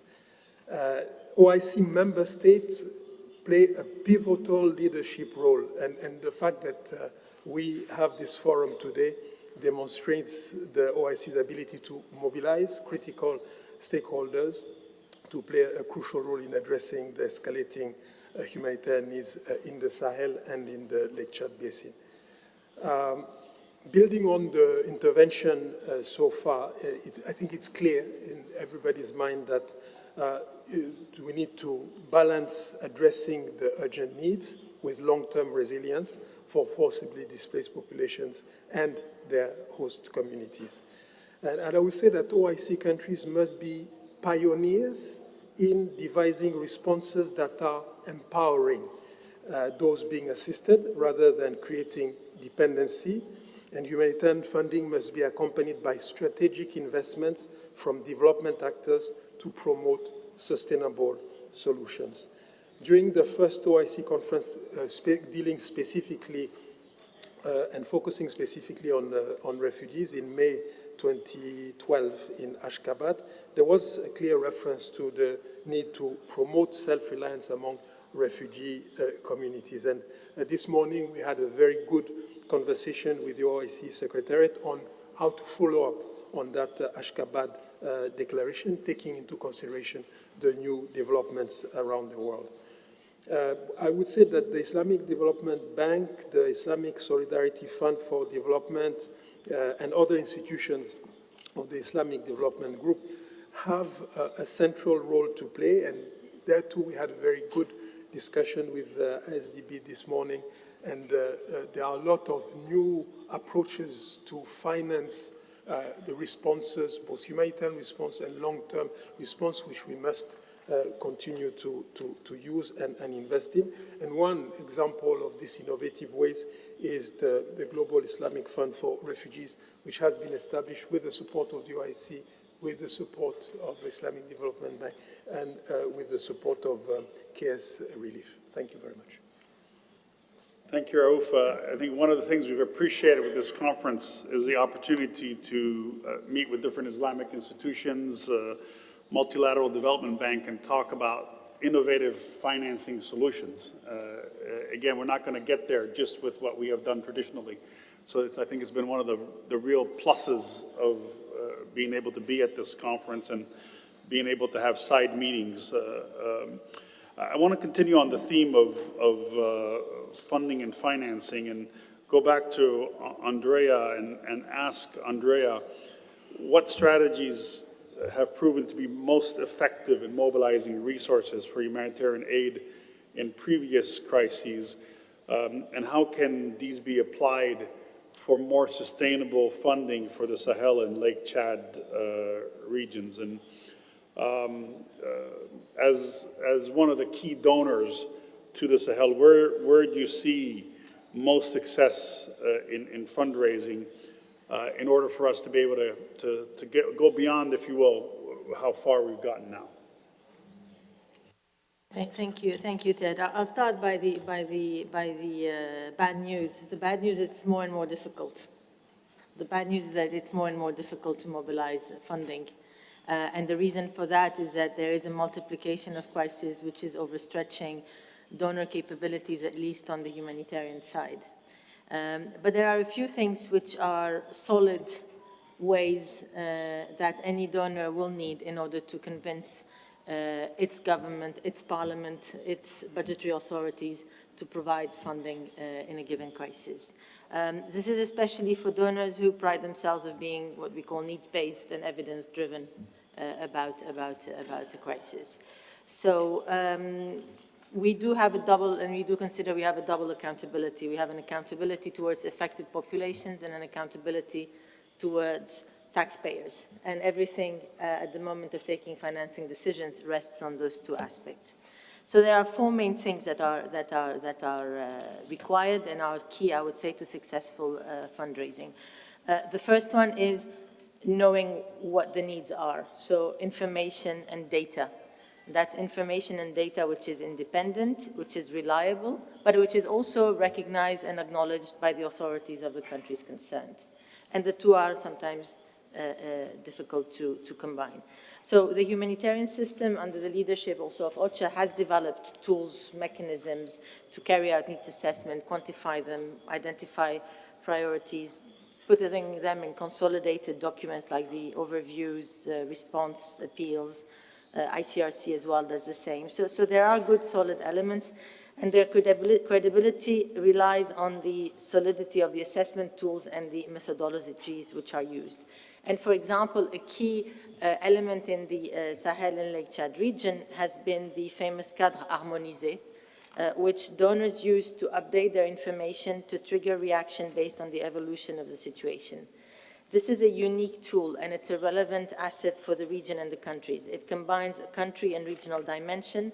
It's based on the IPC method, which is a recognized one, and it's part of a regional system which includes regional, national, international dimensions through the Food Crisis Prevention Network. So that is certainly a key element, something which is independent but trusted by everyone, and which gives you data which you can relate to data coming from other crises. I would say that's the element. The first element is this information one. The second one is having an enabling environment. It's the context. So as a donor, we need to have reasonable assurance that conditions are in place for possible projects and for actions to be implemented. And this enabling environment includes aspects such as operative and administrative conditions, authorization and registration, respect for humanitarian principle, effective civil-military coordination in conflict situations, and access to the population and needs of assistance. So that would be the second element we would consider. The third one is capacity. So you can have very good data, you can have a context, but you also need to have the capacity to implement the response needed. And that's where the credibility of the agencies implementing on the ground comes in. To deliver the humanitarian assistance, you need actors with a relevant mandate, expertise, experience, to be present and to be authorized to operate in countries affected by disasters. And this can be international, it can be national actors, preferably the best is a mix of the two together. And then fourthly, I would say the fourth element is basically very financial. It's costing, it's tracking, and it's communicating. We need to have needs which are costed and quantified to help decision-making on resource allocation. It's a question of quantifying and costing the needs, but also quantifying and costing the constraints. If an area is accessible by road, or if local conditions such as markets are functioning, this would allow for cash-based transfer modalities, the cost of which might be up to 10 times less than if you're only accessing the areas by helicopter, for instance. So that is a key element. It's also important for donors that we have updates on the appeals. So when new situations occur, like the recent floods in the Sahel, that these are also costed, communicated about, so that donors realize that something new has happened and that there needs to be a reaction to it. Communication is a key element in this, mobilizing the press so that no crisis is forgotten, as well as providing visibility to donor contributions so that you incentivize increasing generosity, not so much by donors themselves, but actually by their parliaments, their taxpayers, those who basically decide on the budgets. And then perhaps just to conclude, tracking the funding through a unified system, such as a financial tracking system of OCHA, is key, and I would really encourage all donors, also from the OIC, to use it. Coordinated events like this one, where you bring everyone together and when you focus the attention for one day on one crisis, are also key moments which help us convince our budgetary authorities to allocate funding. So those are, I would say, the recipes that work. But as I said at the beginning, context is very difficult at the moment.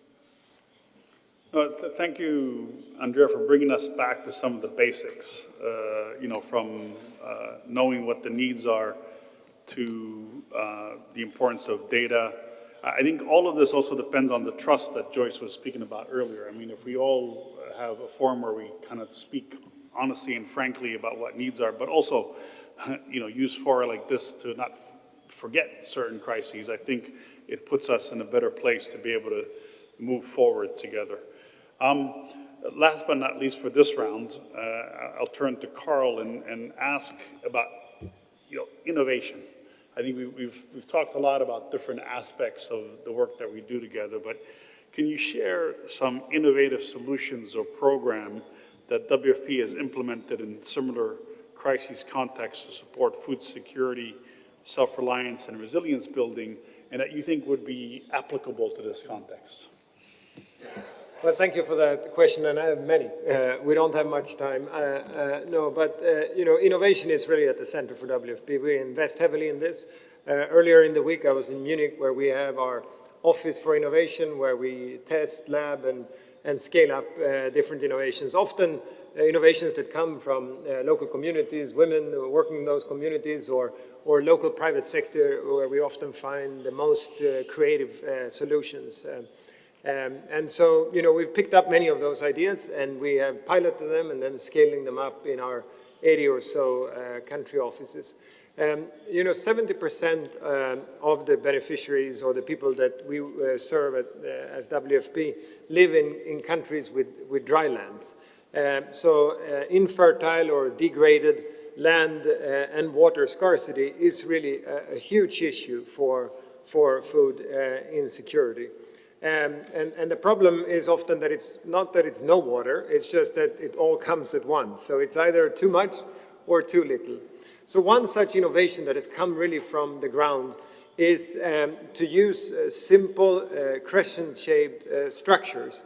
You might have seen them in parts of the Sahel, where it's basically dug with simple spades. And these simple crescent-shaped structures collect water. And through that, we have turned dry lands into productive ecosystems. Over the past 5 years, we have promoted or supported some 80 million of these crescents, restored some 300,000 hectares. That's the equivalent of some 500,000 football fields, so it's a huge area. And this has supported some 4 million people in 3,000 villages. So this is a great example of an innovative solution that brings massive change. So the solutions are there, as I said last time. I think the issue is really to bring this to scale. That's what we need now, a new level of ambition to really revitalize more soils and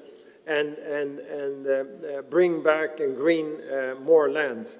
I mean, in terms of donors, it is also a good investment. Our calculations in these areas where we've been working with this innovation is that $1 invested in this saves us $5 in humanitarian assistance. And so, it is also makes sense from a financial efficiency point of view.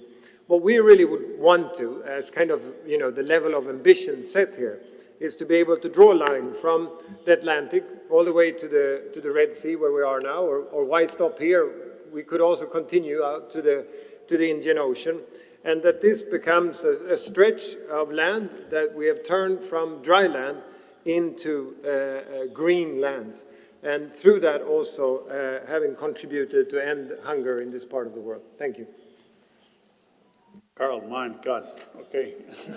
Level of You're ambition. taking us to the next level of vision, but thank you for that. That's absolutely what we need from a conference like this.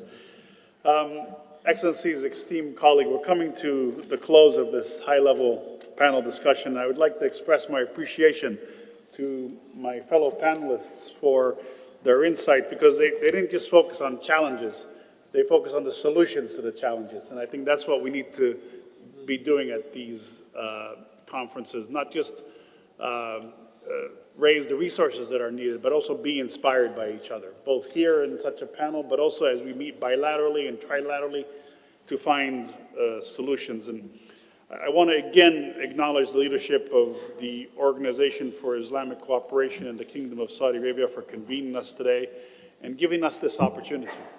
And to also recognize the presence here of all the national governments in the region who have been here today, well represented, and it's been a pleasure to be able to meet with them. This is a region that possesses great wealth, a proud history, and an enormous potential, vast natural resources, young, dynamic populations at a time where the world is aging. That's a huge dividend. And rich culture. So we have crisis, but we also have opportunity. And the crisis is the question is how to turn crisis into opportunity, how to work together to respond now, but to do so in a way that promotes progress and transformational change. And I speak in my final words on behalf of the UN to say, please count on us to be part of this journey, and I hope that you leave inspired by what this panel has put on this table. It can be done, starting with the leadership of government and with us as partners being there in support. Thank you very much. Very good. Brilliant. You will be the star. Thank you, Your Excellencies, for an excellent panel discussion, and thank you for the panel moderator. And now we will have a short video produced by NGO working in the Sahel and Lake Chad Basin region. In the Sahel and Lake Chad region, the geography of human poverty has been changing. The combined effects of armed conflict, displacement, and climate shocks are making people even more vulnerable. It is the role of governments to provide access to water, school, and health. But when governments are not in capacity to provide these services, other actors such as NGOs can step in. In these cases, donors must start investing in people-first strategies and partnerships that prioritize the affected communities. Funding should go where it's most needed, not where it is the easiest to deliver. NGOs working on the ground have a deep understanding of the local context and dynamics. They have the capacity to conduct cost-effective and emergency responses that ensure the most vulnerable have access to basic services. Today, pledgers can support these responses by providing flexible long-term funding to frontline humanitarian actors. Quality funding mechanisms are key, but they are not enough. In both the Central Sahel and the Lake Chad Basin, populations in need of humanitarian assistance are facing growing difficulties to access aid. NGOs and local actors have found innovative ways of adaptation, such as encouraging their work with local communities, partners and providers, to maintain their operations and assist those in need. But the increasing number of administrative impediments and challenges in securing humanitarian access need more diplomatic attention. It is essential for all decision makers to renew their commitment to ensuring that populations can access assistance. Today, pledgers must foster necessary diplomatic engagement with national and local authorities to facilitate unimpeded access to humanitarian assistance and uphold international norms such as international humanitarian law.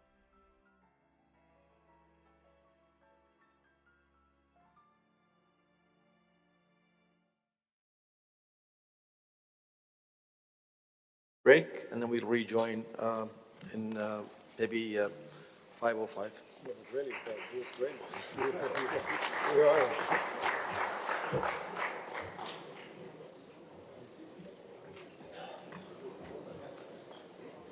It makes it more alive when you have a moderator that actually listens to what people say. Well, thank you. Very good. Chief.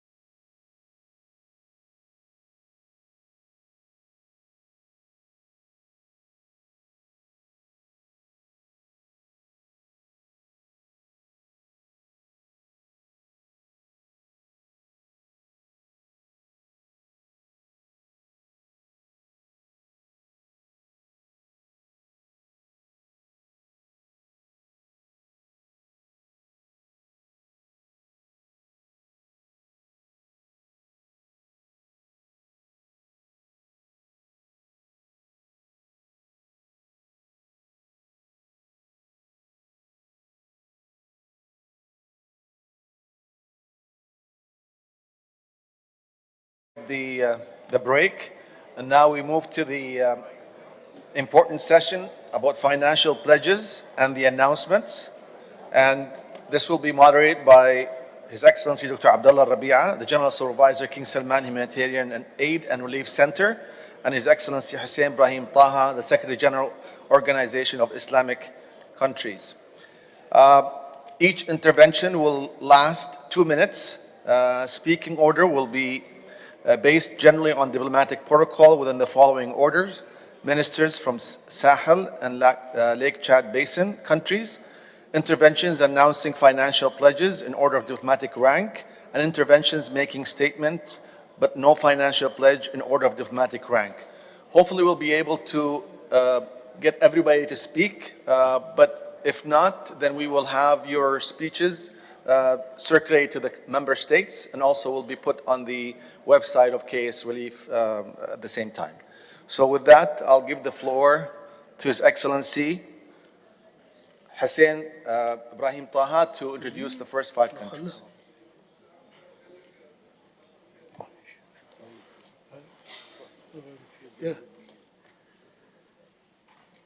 Assalamu alaikum.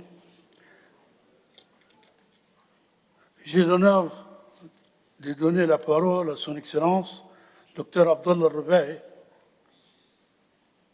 sur le vicaire général du Centre Roi Salman. Donc, vous avez la parole, monsieur. بسم الله الرحمن الرحيم. معالي السيد حسين إبراهيم طه الأمين العام لمنظمة التعاون الإسلامي، أصحاب المعالي والسعادة، السلام عليكم ورحمة الله وبركاته. لا يخفى علينا جميعا ما يعانيه اللاجئون والنازحون في منطقة الساحل وبحيرة تشاد من أزمات إنسانية امتدت لعقود من الزمن، حيث تزايدت حالات النزوح واللجوء وتضاءل مستوى الاستقرار الاجتماعي والاقتصادي تزامنا مع ارتفاع معدلات الجفاف في بحيرة تشاد التي تعد بمثابة الشريان الرئيس لحياة الملايين من الأشخاص، وهو ما أدى إلى تفاقم الوضع الإنساني وفقا لتقديرات الأمم المتحدة، والتي أكدت أن 33 مليون فرد بحاجة ماسة إلى المساعدات الإنسانية والحماية في جميع أنحاء منطقة الساحل وبحيرة تشاد، من ضمنهم 11 مليون نازح ولاجئ في المنطقة، الأمر الذي يتطلب تدخلاً عاجلاً يعمل على مساعدتهم للتغلب على هذه المعاناة.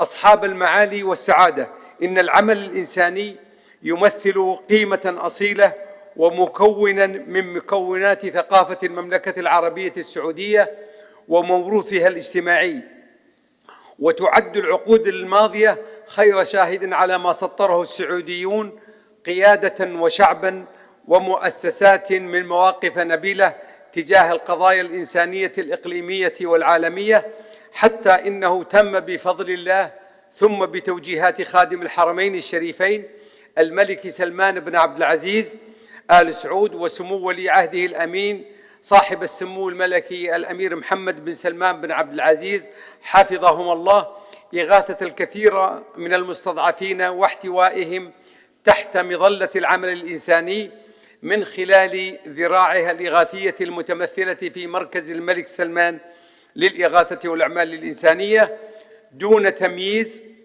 لترسيخ مبادئ السلم والتآلف والتعاون بين الشعوب والدول، حيث بلغ إجمالي ما تم تقديمه من المملكة العربية السعودية لمنطقة الساحل وبحيرة تشاد ما يزيد على $2.5 مليار أمريكي.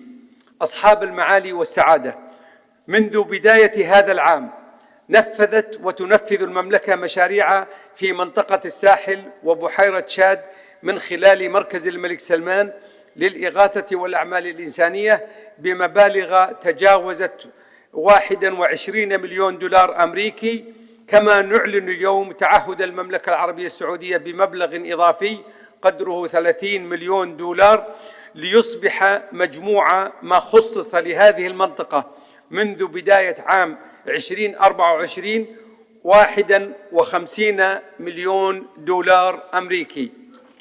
وفي الختام أود أن أتقدم بأسمى عبارات الشكر والتقدير والعرفان إلى القيادة الرشيدة في المملكة العربية السعودية التي وجهت باستضافة هذا المؤتمر، والشكر موصول كذلك لمنظمة التعاون الإسلامي على دعمها المتواصل وجهودها في تعزيز العمل الإنساني، كما أعبر عن امتناني لمكتب تنسيق الشؤون الإنسانية للأمم المتحدة الذي يسعى دائما إلى تنسيق الجهود وتقديم الدعم اللازم للمحتاجين.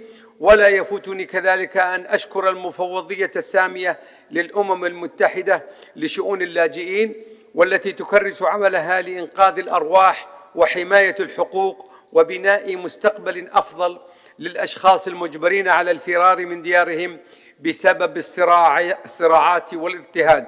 والشكر موصول للدول المانحة وجميع المنظمات والجهات المشاركة. شكرا جزيلا لكم، والسلام عليكم ورحمة الله وبركاته.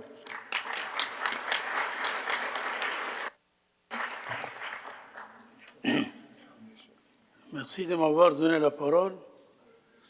Je voudrais, au nom de donner la parole à M.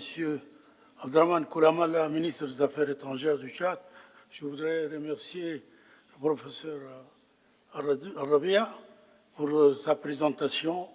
Et donc, comme je l'ai dit, je donne la parole à M. Koulamala. Merci, Monsieur le Secrétaire général. Mesdames et Messieurs,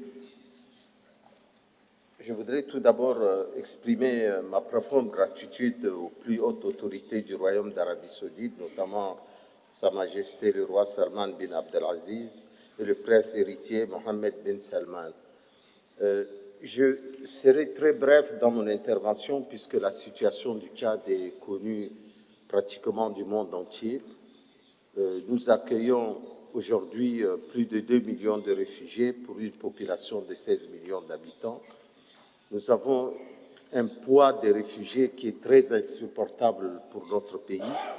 La situation économique dans notre pays s'est dégradée, mais nous en sommes fiers parce que nous avons ouvert nos portes à nos frères soudanais qui subissent l'une des crises les plus graves de leur histoire.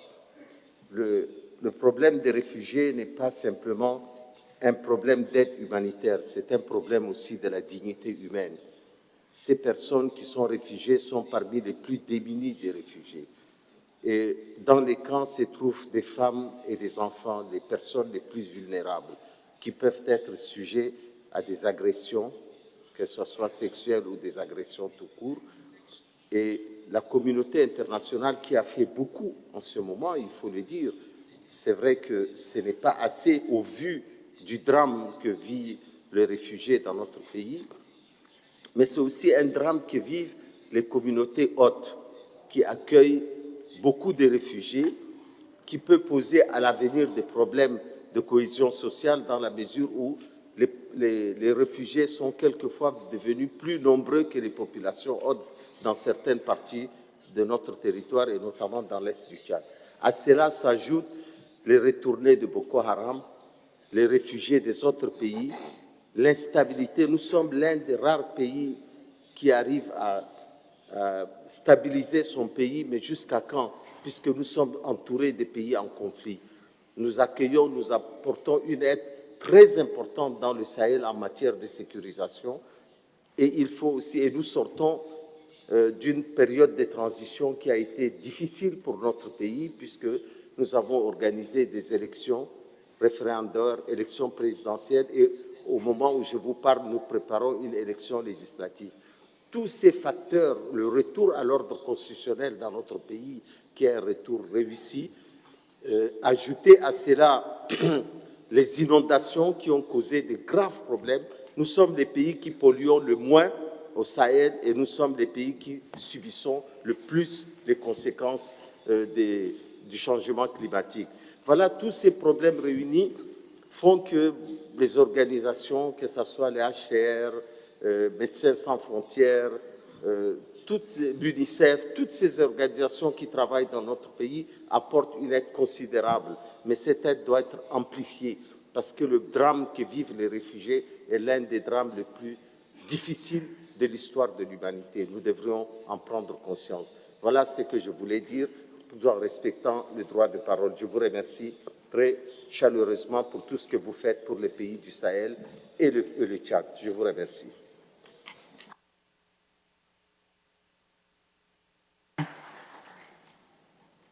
Merci beaucoup, Monsieur le ministre d'État, pour votre brillante intervention.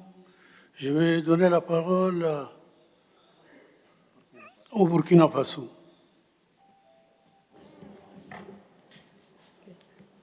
Excellences, Messieurs les membres du Présidium, chers collègues ministres des pays membres de l'OIC, distinguées personnalités, à l'entame de mon propos, je voudrais exprimer au nom de son Excellence le capitaine Ibrahim Traoré, président du Faso, de son gouvernement, de tout le peuple burkinabé, de ma délégation, les sincères reconnaissances et chaleureuses salutations aux autorités du Royaume d'Arabie saoudite, notamment à Sa Majesté le roi Salman Ben Abdul Aziz Al Saoud, serviteur des deux saintes mosquées, et de son Altesse royale, le prince Mohamed Ben Salman, prince héritier et Premier ministre, pour l'accueil chaleureux et l'engagement constant en faveur de la coopération internationale.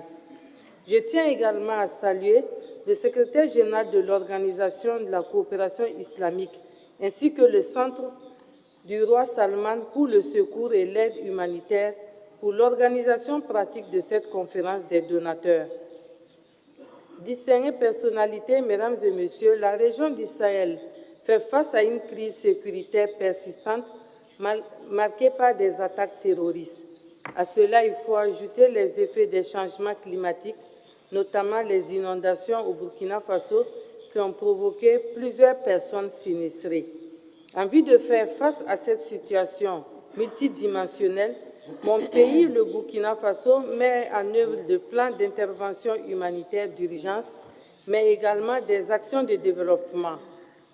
Et dans cette optique, un plan d'action pour la stabilisation et le développement qui constitue le document de référence et d'orientation de l'action gouvernementale en matière de sécurisation du pays, d'assistance aux personnes déplacées internes et de relèvement a été adopté.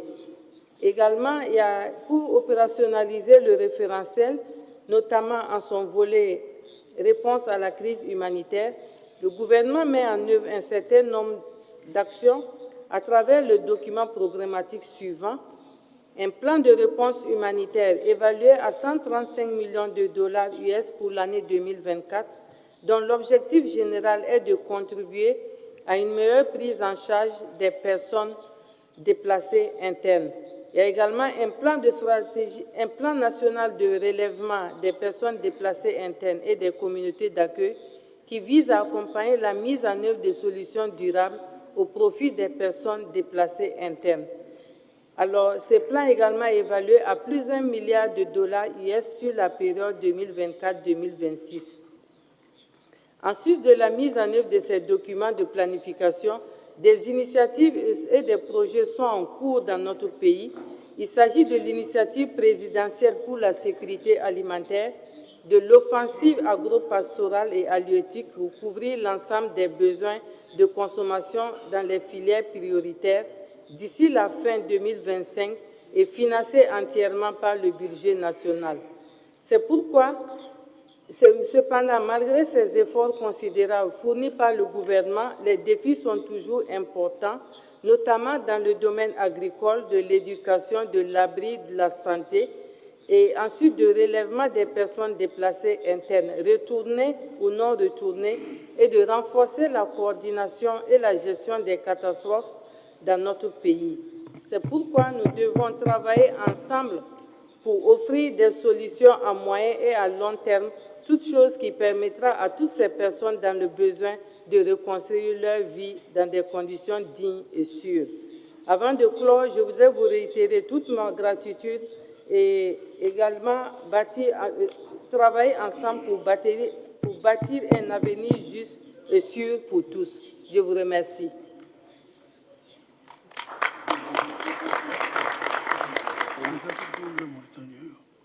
Je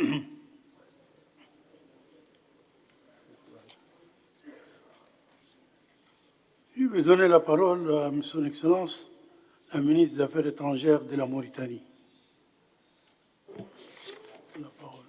بسم الله الرحمن الرحيم والصلاة والسلام على أشرف المرسلين صاحب المعالي دكتور عبد الله بن عبد العزيز الربيعي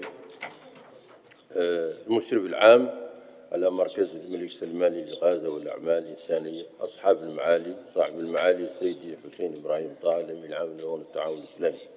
السلام عليكم ورحمة الله تعالى وبركاته. يسعدني بداية أن أعرب عن خالص الشكر والتقدير للمملكة العربية السعودية الشقيقة على ما حظينا به من حسن استقبالي وكرم ضيافتي منذ وصلنا هذه الأرض الطيبة المباركة للمشاركة في مؤتمر المانحين لدعم النازحين واللاجئين في منطقة الساحل وبحيرة الشاد الذي تنظمه منظمة التعاون الإسلامي بدعم سخي من مركز الملك سلمان للإغاثة والأعمال الإنسانية وبالتعاون مع المفوضية السامية للأمم المتحدة لشؤون اللاجئين وإنها السير ومكتب الأمم المتحدة لتنسيق الشؤون الإنسانية.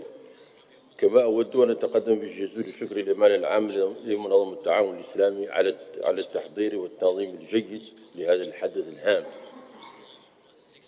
أصحاب المعالي السادة والسيدات، إن اجتماعنا اليوم يمثل بحكم مستوى ونوعية المشاركين فيه إطارا مثاليا لتوحيد الجهود وتعزيز التعاون الدولي ومواجهة التحديات المتفاقمة في منطقة الساحل وحوض بحيرة الشاد التي تعتبر حلقة محورية في أي بناء استراتيجي للأمن والاستقرار الإقليمي والدولي. ولا يسعني في هذا السياق إلا أن أثمن باسم الحكومة الموريتانية هذه المبادرة من منظمة التعاون الإسلامي وما تلقته من قبول حسن ودعم تام من قبل المملكة العربية السعودية ذات الدور المشهود في العمل الإنساني بقيادة خادم الحرمين الشريفين الملك سلمان بن عبد العزيز آل سعود وصاحب السمو الملكي الأمير محمد بن سلمان بن عبد العزيز آل سعود ولي العهد ورئيس مجلس الوزراء. كما لا يسعني إلا أن أقدر إشراك موريتانيا في هذا اللقاء الهام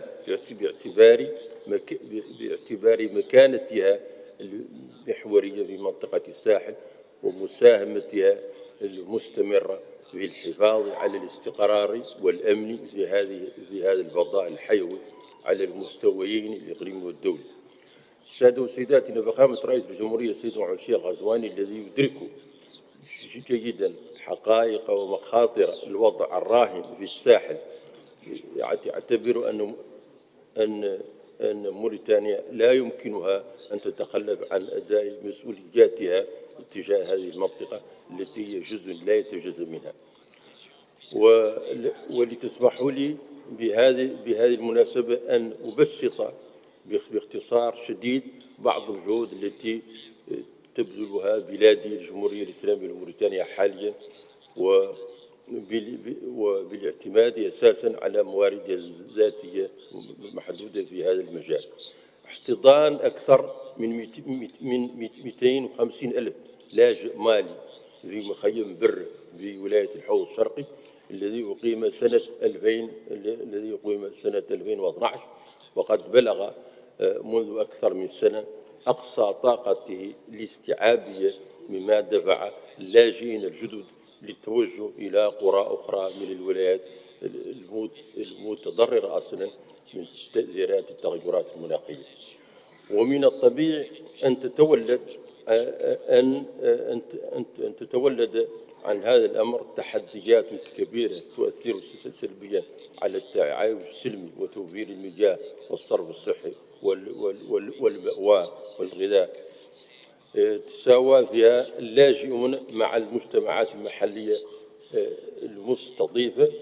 إعداد خطة استجابة إنسانية بالتعاون الوثيق مع المفوضية السامية للأمم المتحدة لشؤون اللاجئين والأمم المتحدة والشركاء تعتمد على التجربة الموريتانية المتراكمة منذ عام 2012 وتأخذ بعين الاعتبار الاحتياجات المستعجلة الطارئة وتتضمن برامج ورؤية تنموية مستدامة للمنطقة بأكملها.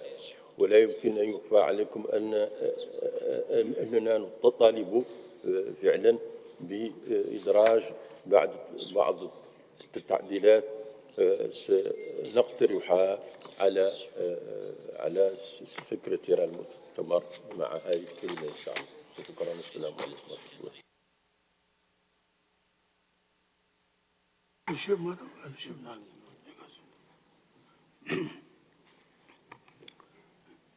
Je vais donner la parole sur le chef de la délégation du Mali.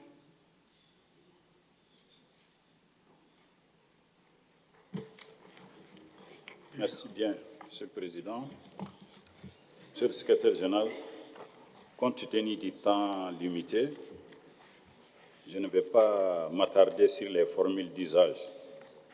Donc, mes respectueuses salutations à tous les participants. Je voudrais, à l'entame de mes propos, vous transmettre les sincères salutations de Son Excellence le général d'armée Assimi Goïta, président de la transition, chef de l'État du Mali.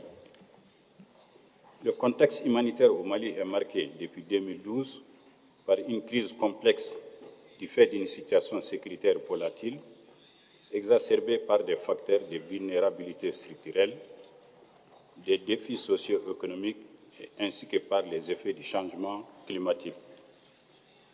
En dépit des efforts déployés par les pouvoirs publics et les partenaires humanitaires et au développement, les résultats engrangés par nos forces de défense et de sécurité dans la lutte contre le terrorisme, la situation humanitaire demeure toujours précaire et les déplacements de personnes sont toujours observés par endroits. Au 30 septembre 2024, on dénombrait 378 363 personnes déplacées internes et 301 674 réfugiés. Par ailleurs, les effets du dérèglement climatique ont occasionné, au cours de la présente saison hivernale, plus de 700 cas d'inondation, avec 369 772 personnes sinistrées, des dégâts matériels très importants sur les habitats et les infrastructures, des dégradations sur les superficies cultivables, entraînant des pertes de rendement, plusieurs cas de blessés et près d'une centaine de pertes en vies humaines. Face à cette situation, le gouvernement du Mali, à l'issue d'un conseil des ministres, a décrété l'état de catastrophe naturelle. Selon les données harmonisées du cadre harmonisé du commissariat à la sécurité alimentaire, 1,3 million de personnes sont en situation d'insécurité alimentaire aiguë. Et selon le plan de réponse humanitaire, 7,1 millions de personnes sont en besoin d'assistance, dont 23% sont des femmes et 54% des enfants. La zone transfrontalière du Mali, du Burkina Faso et du Niger demeure depuis plusieurs années l'épicentre d'une crise humanitaire en pleine expansion avec des niveaux sans précédent de violence armée et d'insécurité. Afin de répondre à ces contextes hautement volatiles et complexes, des efforts sont nécessaires pour réduire collectivement les risques de vulnérabilité et renforcer la résilience. Le président de la transition a organisé en mai 2024 le dialogue intermalien afin de permettre de trouver des solutions endogènes à la crise malienne. Monsieur le Président, nous proposons l'appui des partenaires pour la réalisation d'un dépôt humanitaire pour les pays du Liptako-Gourma au Mali afin de servir d'entrepôt sous-régional humanitaire, la construction d'un centre d'appareillage orthopédique moderne à Bamako pour la prise en charge des victimes de la crise sécuritaire et la réalisation d'infrastructures d'accueil et d'hébergement pour les populations en déplacement forcé, ce qu'on a appelé village espoir de Bamako. Pour terminer, je voudrais adresser nos sincères remerciements et notre profonde gratitude au Royaume d'Arabie Saoudite, à tous les partenaires et donateurs pour l'organisation de cette conférence pour la mobilisation de l'aide humanitaire en faveur des pays du Sahel et du bassin du lac Tchad. Je vous remercie.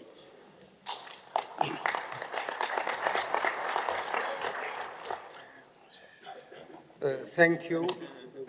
Now we will have a short video by the Minister of Humanitarian Action of Niger.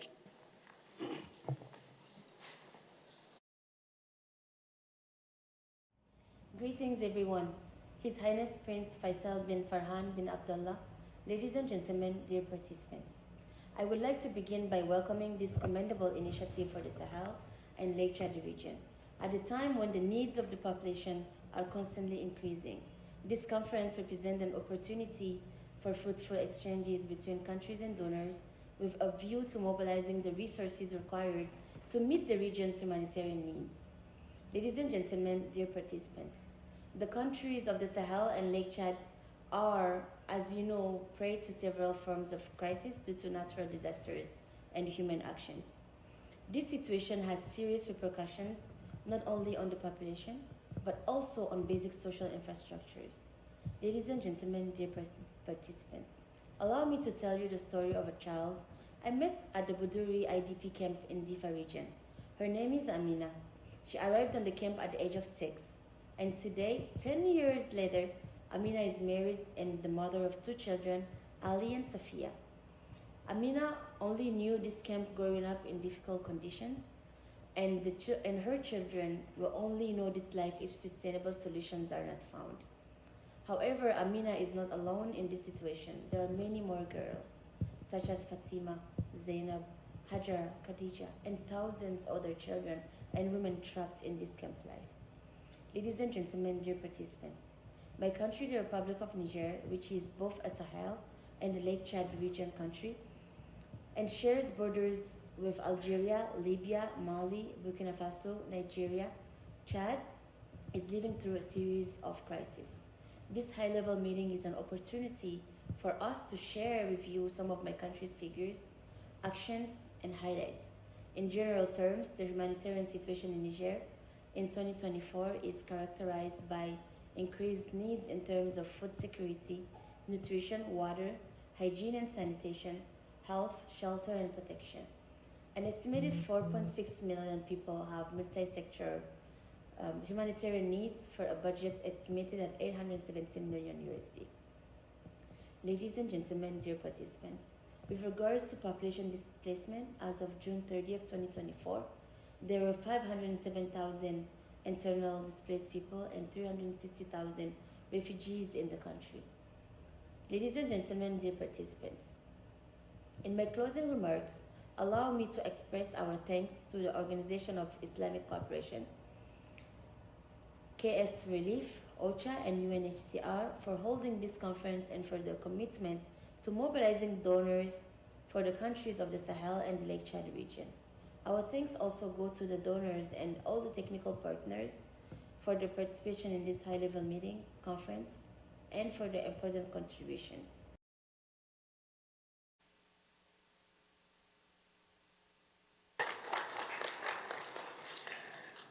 Now I will give the talk to the representative of Nigeria. Thank you. Your Excellency, Mr. Chairman, Your Excellencies, the Foreign Ministers, OIC Secretary General, distinguished delegates.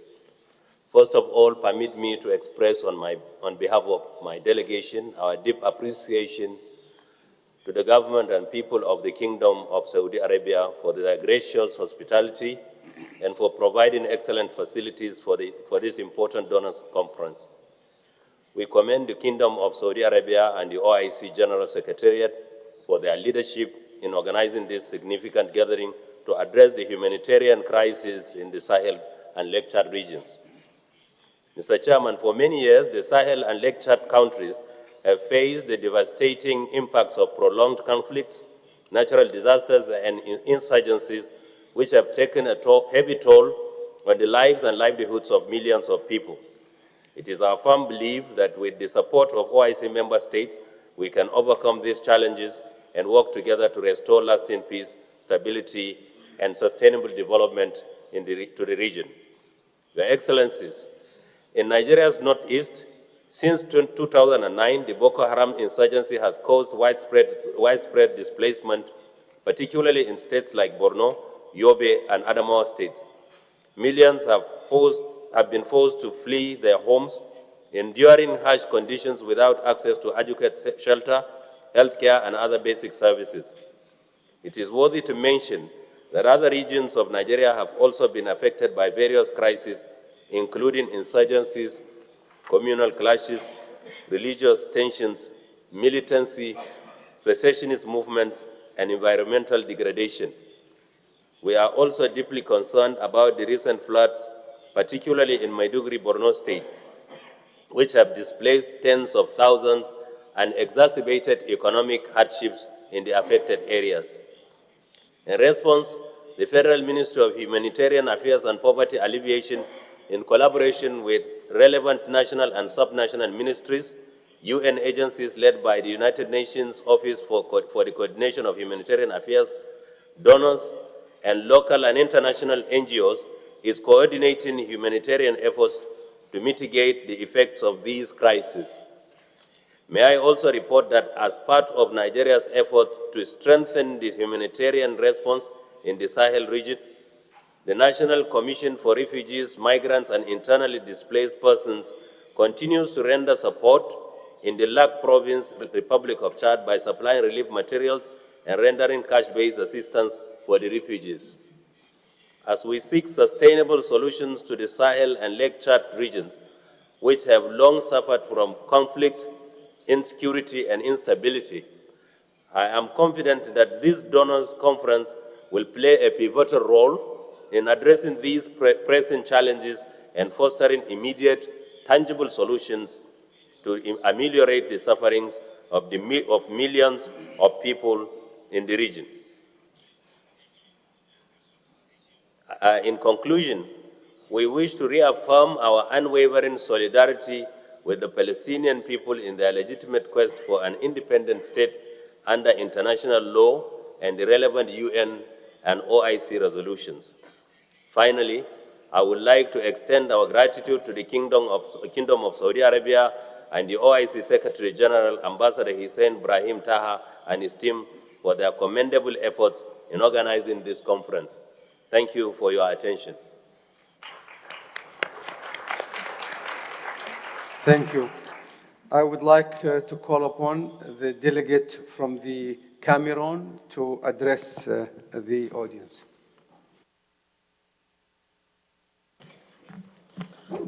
Monsieur le vice-ministre des Affaires étrangères d'Arabie Saoudite, Monsieur le secrétaire général de l'OCI, Dr Abdullah Rabi, conseiller à la Cour royale et superviseur général du Centre d'aide humanitaire et de secours du roi Salman, Excellences, Mesdames et Messieurs les représentants des États membres de l'OCI, institutions partenaires et bailleurs de fonds internationaux, Mesdames et Messieurs, je voudrais tout d'abord saisir l'opportunité de cette rencontre de réflexion et de concertation pour le renforcement de l'appui aux déplacés internes et aux réfugiés dans la région du lac Tchad, pour dire toute la gratitude du gouvernement et du peuple camerounais à Sa Majesté le roi Salman et au prince héritier Mohamed Ben Salman Al Saoud, Premier ministre, pour avoir pris l'initiative d'organiser cette importante conférence.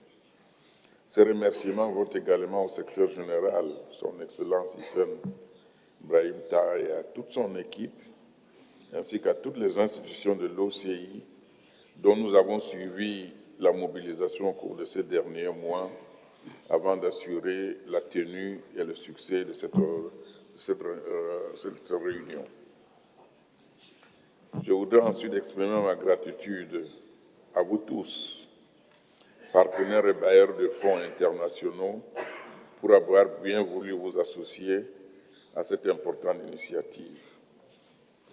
Mesdames et Messieurs, quelle est la réalité qui prévaut dans la partie septentrionale du Cameroun qui jouxte le bassin du lac Tchad?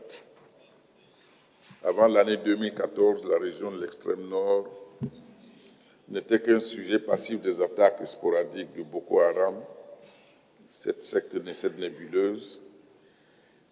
Mais cette partie du Cameroun ne servait que de couloir de ravitaillement par excellence à Boko Haram.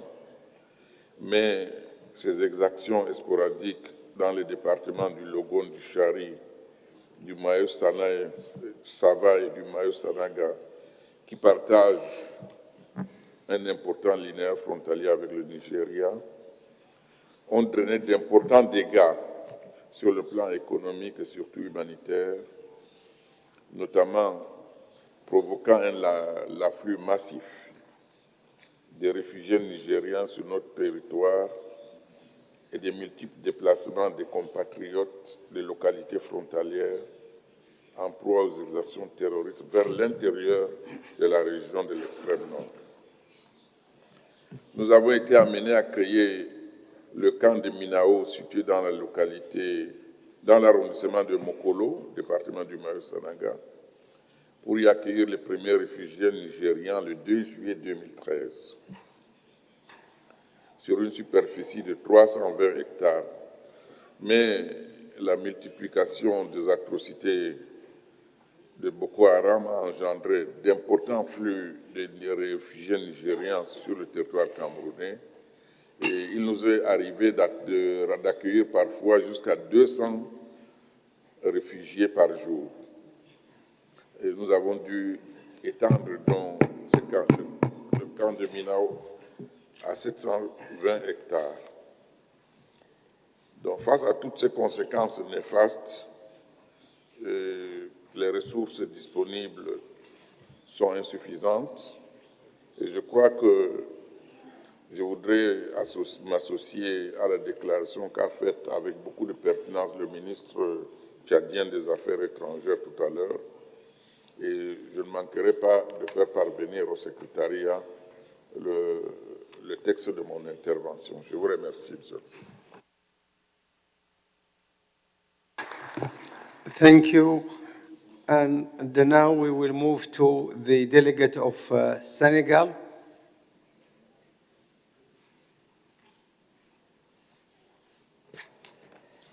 Son Excellence le Conseil à la Cour royale, superviseur général du Centre de secours roi Salman, Monsieur le secrétaire général de l'OCI, Monsieur le représentant de OCHA, Excellences, Mesdames et Messieurs les ministres et chefs de délégation, distingués participants, je voudrais au nom de Son Excellence Madame Yassine Fall, ministre de l'Intégration africaine et des Affaires étrangères, exprimer vifs remerciements aux autorités du Royaume d'Arabie Saoudite pour leur décision d'abriter la conférence des donateurs pour les réfugiés et les personnes déplacées internes du Sahel et du lac Tchad, ainsi que pour les arrangements pris pour faciliter notre participation à cette rencontre.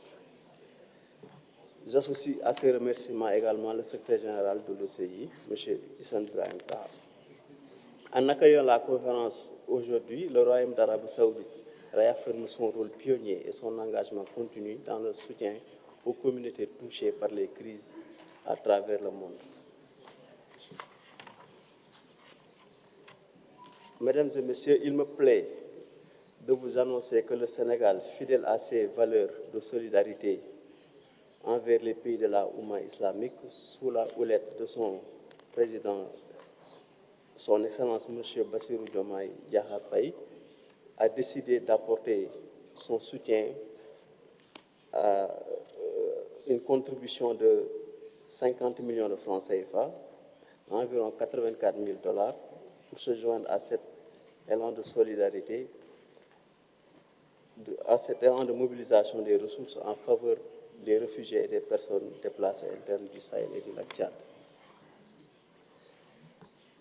Il est heureux de noter que notre organisation s'efforce donc de promouvoir le développement durable, le progrès ainsi que la lutte contre le terrorisme, l'extrême violence, la radicalisation, le sectarisme, qui sont autant de facteurs qui entravent la paix et la prospérité dans le Sahel et le bassin du lac Tchad.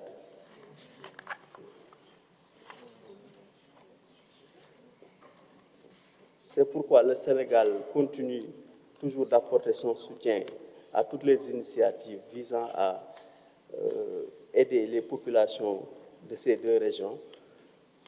Je vous informe à cet égard que le ministre des Affaires étrangères a signé en marge de la semaine de haut niveau de la 79e session de l'Assemblée générale des Nations unies à New York les statuts du Fonds de la jeunesse. Le succès de notre rencontre d'aujourd'hui dépendra en grande partie de l'intensification de la mobilisation, en particulier des pays les plus prospères que nous exhortons à consacrer davantage de ressources en faveur des populations déplacées. C'est sur cette note d'espoir que je voudrais clore mon propos en exhortant notre communauté à continuer d'œuvrer inlassablement pour un monde de paix, de tolérance et surtout de prospérité partagée. Je vous remercie de votre aimable attention. Thank you for the contribution and also participation. The next 4 interceptions will be by short videos. We will start with the first one from the United States of America by the USAID administrator.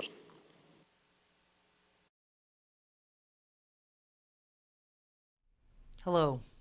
Thank you all for being here, and a particular thanks to the Organization of Islamic Cooperation and the King Salman Humanitarian Aid and Relief Center for bringing us together. You've heard already about the overlapping crises in the Sahel and the Lake Chad Basin region. Violence raging, floods surging, children starving.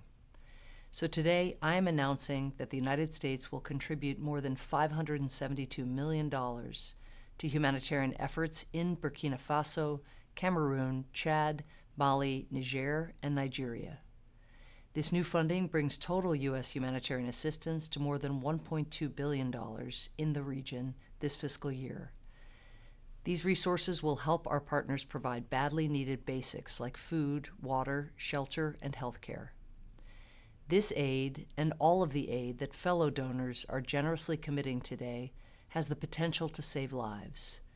But it will not fulfill that potential if the assistance can't safely reach the people who need it most.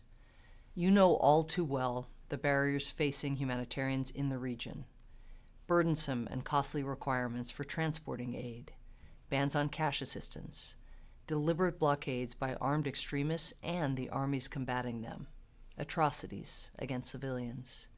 So all of us gathered today should contribute not only the resources needed for humanitarian response, but we must also use our collective influence to demand an environment that allows safe and unhindered delivery of that assistance across the region. Thank you again to all of the donors who are stepping up. As we speak, lives are hanging in the balance, and we have to work together to do everything we can to protect them. Thank you so much. Thank you, Samantha Power, and also thanks to the United States for their generosity. The next short video will be also by the Commissioner of the European Union.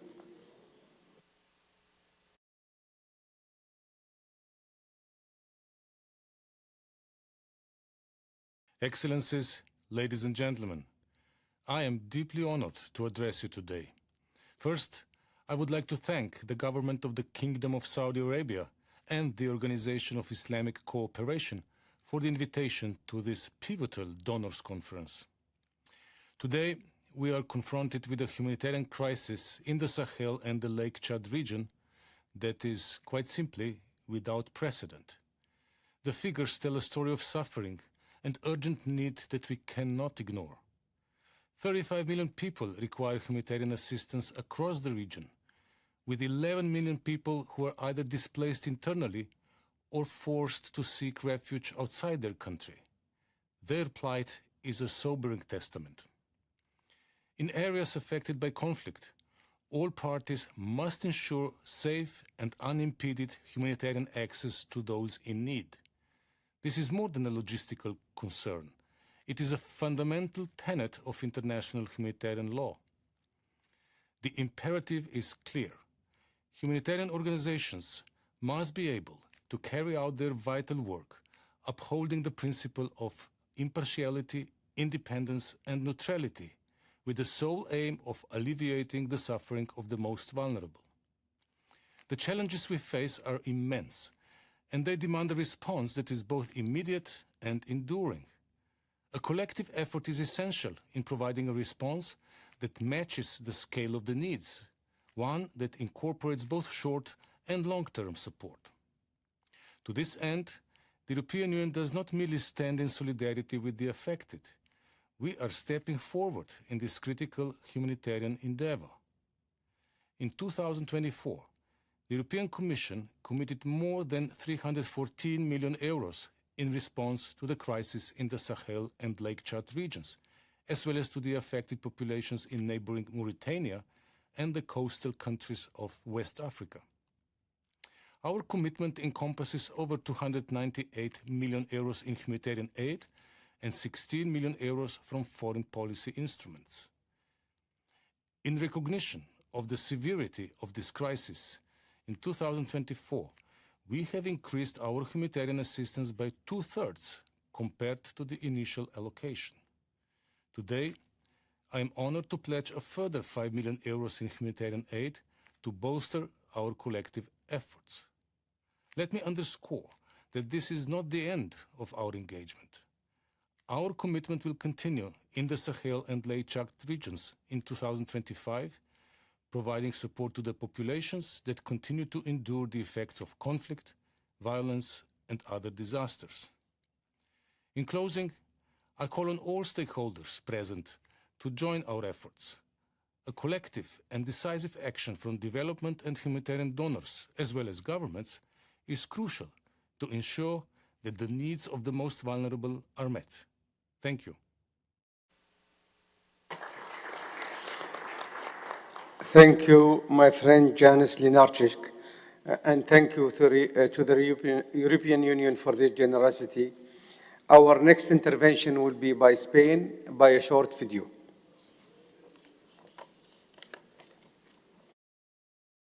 I thank the organization of the Islamic Conference and the Kingdom of Saudi Arabia, together with OCHA and the UNHCR, for convening this important and timely meeting.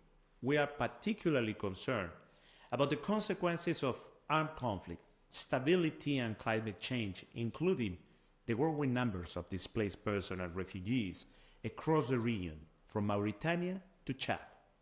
The Sahel is experiencing one of the fastest growing displacement crises in the world, with 11 million refugees, asylum seekers, internally displaced people, and returnees in Central Sahel, Chad, and Mauritania.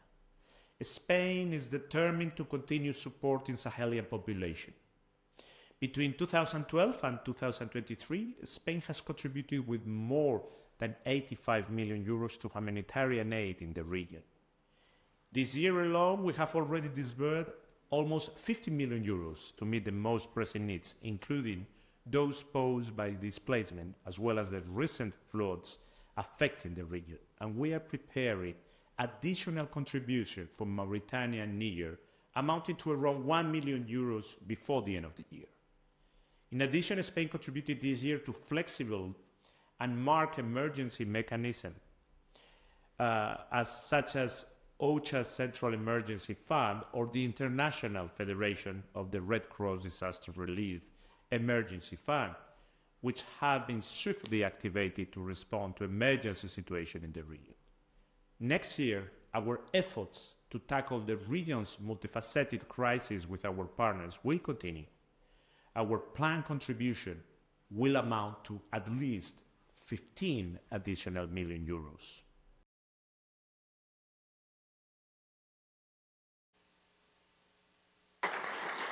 We thank the government of Spain for their generosity, and our last video intervention will be from Germany.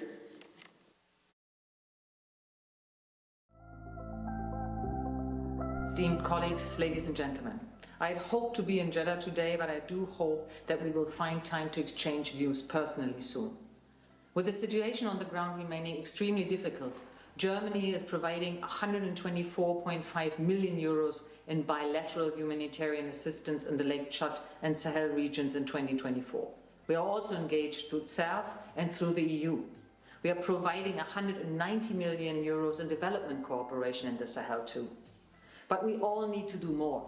To better serve the people in need, we need to, for instance, increase the efficiency and effectiveness of the humanitarian system. Germany is championing innovative, localized and inclusive humanitarian assistance. 5% of our humanitarian funding goes into anticipatory action, and I encourage all of us to scale up. We are also focusing on a better implementation of the humanitarian development peace nexus. Germany is establishing a new multi-donor trust fund, the Nexus Funding Facility for the Lake Chad region, which will focus solely on support of projects that cover the entire HDP spectrum. Consortia of NGOs and UN agencies from the HDP sector are to collaboratively design projects from scratch. It will support the implementation of the Lake Chad Basin Commission's regional strategy by financing integrated and sustainable solutions. It will be administered by UNDP in Dakar with a focus on inclusivity and local ownership. And Germany is going to provide 7 million euros in seed funding, and I invite all of you to join us. Moreover, Germany, together with the UN, is currently setting up the Investing for Peace initiative, an innovative tool of blended financing by donors and IFS and DFIs that promotes commercial, peace-positive investments in particularly fragile and conflict-affected areas. Here too, please join our efforts to allow for better meeting the needs of the people. Do not hesitate to reach out to us, to our embassies in your countries, or to us directly here in Berlin. We are very much looking forward to working with you for the people in need. Thank you.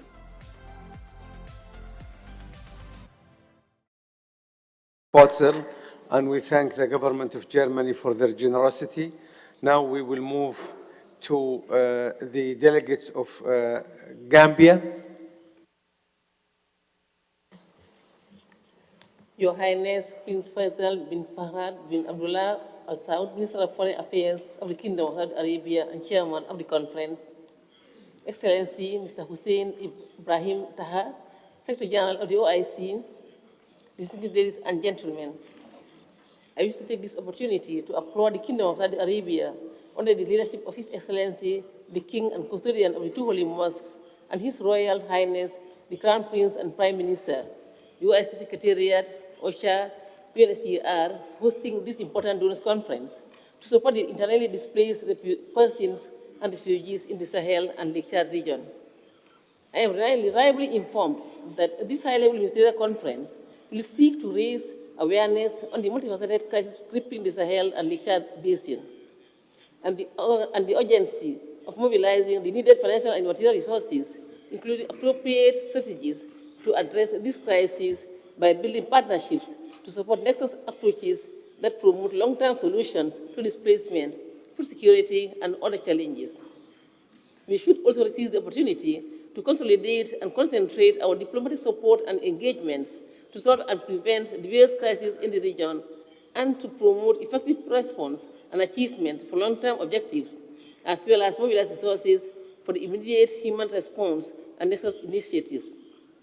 As Minister of Gender, Children and Social Welfare, I am equally concerned with the recent floods in the Sahel region, which has had devastating effects, particularly on the most vulnerable populations, including women, children, the elderly, and the physically challenged.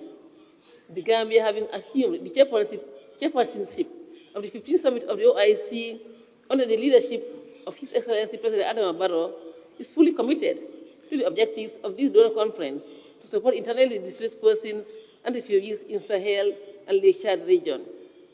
As a government, we associate ourselves with the promotion of national sovereignty, international cooperation, humanitarian principles, poverty reduction, sustainable food security, constructive and all-inclusive dialogue, peace, and security.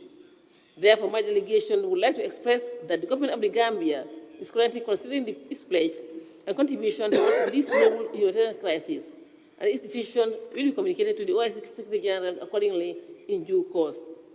I conclude by encouraging coordinated efforts involving local communities, governments, and international organizations to ensure comprehensive and targeted responses that access both immediate needs and long-term challenges at hand. I thank you very much for your kind attention. Thank you. And now we give the floor to the delegate of Gabon.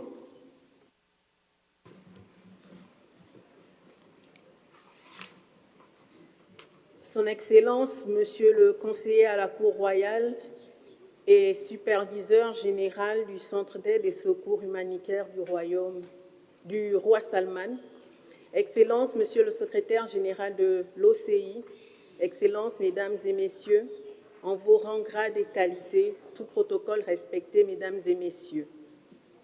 C'est un honneur pour moi de prendre la parole aujourd'hui à l'occasion de la conférence des donateurs en soutien aux personnes déplacées et aux réfugiés dans la région du Sahel et du lac Tchad.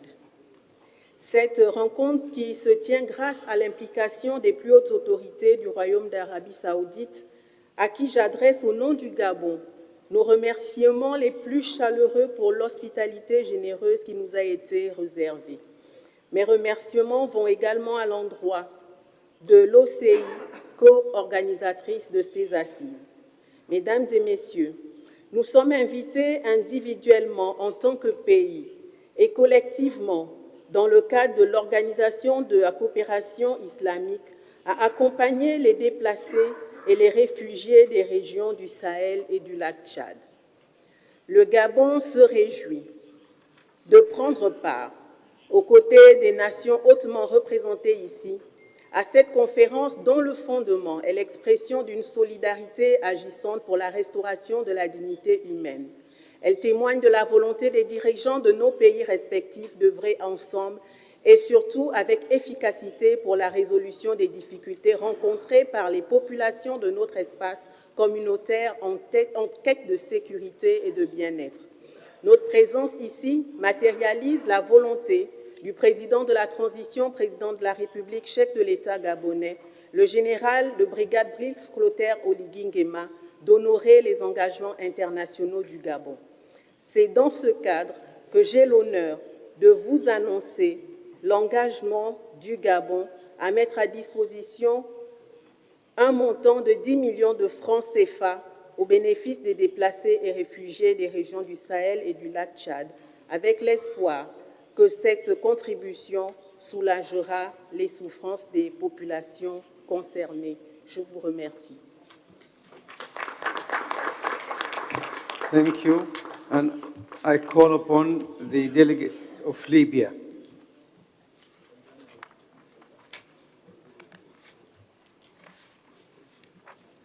بسم الله الرحمن الرحيم. صاحب السمو الملكي الأمير فيصل بن فرحان، معالي السيد حسين إبراهيم طه، الأمين العام لمنظمة التعاون الإسلامي، معالي الدكتور عبد الله ربيعة، مستشار الديوان الملكي والمشرف العام على مركز الملك سلمان للإغاثة والأعمال الإنسانية، أصحاب المعالي والسمو، السادة رؤساء الوفود، المنظمات الإقليمية والدولية، السادة الحضور الكريم، السلام عليكم ورحمة الله وبركاته. بداية أنا أتقدم بالشكر العميق للمملكة العربية السعودية قيادة وشعبا على حسن الاستقبال وكرم الضيافة، وأحيي الأمانة العامة لمنظمة التعاون الإسلامي على المجهودات المبذولة في عقد هذا الجمع الكريم، والشكر موصول إلى مركز الملك سلمان للإغاثة على ما يقدمه مساعدات إنسانية للدول في ظل الأزمات والكوارث.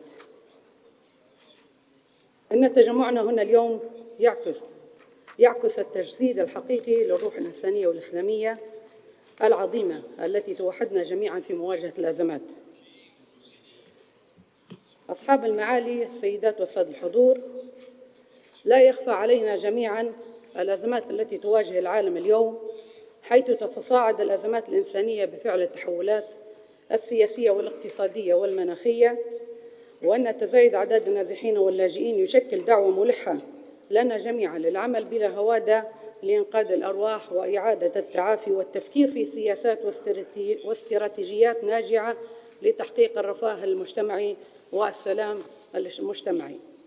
أصحاب المعالي السيدات والسادة الحضور، لما لبلاد ليبيا من حدود مشتركة مع دول الساحل وبحيرة تشاد، فنحن معنيون بتقديم المساعدات الإنسانية تأكيداً لحقوق الجوار والإسلام، فلم تبخل بلاد ليبيا دوما في تقديم المساعدات اللازمة لهذه الدول الجارة والشقيقة. فقد أصدر فخامة رئيس حكومة الوحدة الوطنية المهندس عبد الحميد الدبيبة توجيهاته لوزارة الشؤون الاجتماعية لتقديم المساعدات الفورية للنازحين من جمهورية السودان الشقيق، حيث استقبلت مدينة الكفرة آلاف النازحين من النزاعات. وبدورنا شكلنا غرفة طوارئ عاجلة تلبية احتياجات النازحين وتقديم الاحتياجات الإنسانية الأساسية العاجلة لهم، بالإضافة لاحتياجات كبار السن وذوي الإعاقة، وبالإضافة إلى تقديم الاحتياجات إلى عديد النازحين من دول الساحل وبحيرة تشاد. وهذا الواجب الذي نقوم به هو تجسيد لالتزامنا بقيم العروبة والإسلام، وندعو الله أن يمن على دول الساحل وبحيرة تشاد والسودان الشقيق بالأمن والاستقرار. ختاماً، دعونا نكون صوتاً واحداً في مواجهة التحديات، ونعمل معاً لإيجاد حلول واستراتيجيات فاعلة مستدامة، وإشراك المجتمعات المحلية ودورها الهام في إحلال السلام المجتمعي لمعالجة أزمة النازحين واللاجئين من جذورها. إن أمن واستقرار دول الساحل وبحيرة تشاد ودول الجوار هو جزء لا يتجزأ من أمننا واستقرارنا، وأن بلاد ليبيا ستظل دائما داعمة لمبادرات العمل الإنساني والاجتماعي. ختاما، أجدد شكري وتقديري للمملكة العربية السعودية على استضافتها، ولمنظمة التعاون الإسلامي ومركز الملك سلمان للإغاثة على تنظيم هذا المؤتمر، والشكر أيضا موصولا للمنظمات الإقليمية والدولية، ونسأل الله العلي القدير أن تكلل أعمالنا جميعا بالنجاح والتوفيق. والسلام عليكم ورحمة الله وبركاته. Thank you. The delegates to make their intervention as short as possible. We have so many requests to intervene and participate, so we will press on shortening your intervention because we have a limited time. I will give now the floor to the delegate of Sierra Leone.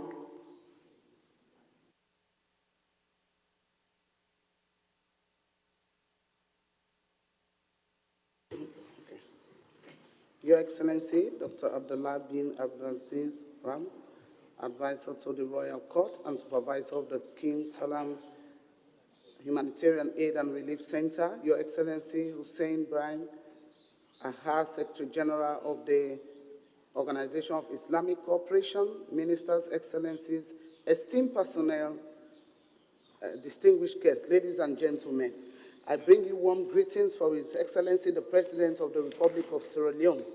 The government of Sierra Leone unequivocally praises this donor conference and its significance in mobilizing resources and fostering collaboration among nations.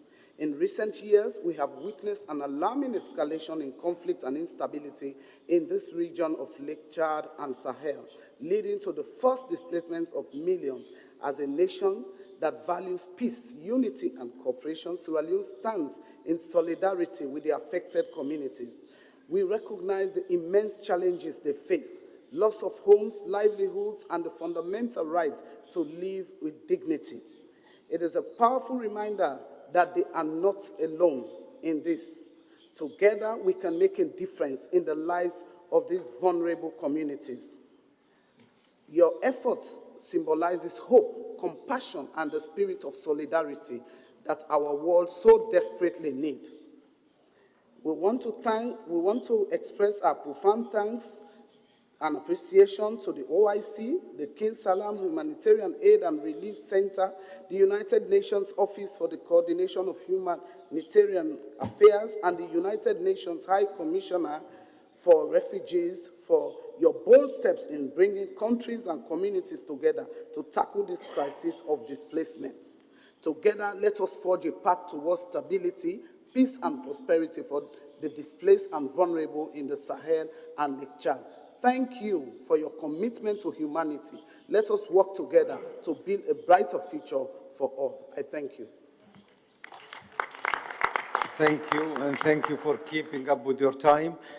Now we will give the chair to Ambassador Tariq Bakhit and Dr. Hana Omar, and I will excuse myself from the floor. Thank you very much, Your Excellency. Now I give the floor to the distinguished delegate of Uganda. Thank you very much. I would like to state the protocol, not to spend a lot of time, and thank the organizers for putting this together. I also want to bring greetings from the President of the Republic of Uganda, General Yoweri Museveni Kaguta, who opened doors to 1.7 million refugees who are being hosted in Uganda today. And I am particularly very happy that today we are here to discuss issues to do with funding. I will share the experience of Uganda. Uganda runs an open-door policy in hosting refugees. And these refugees that we host have access to all the social services. And they are integrated in the society.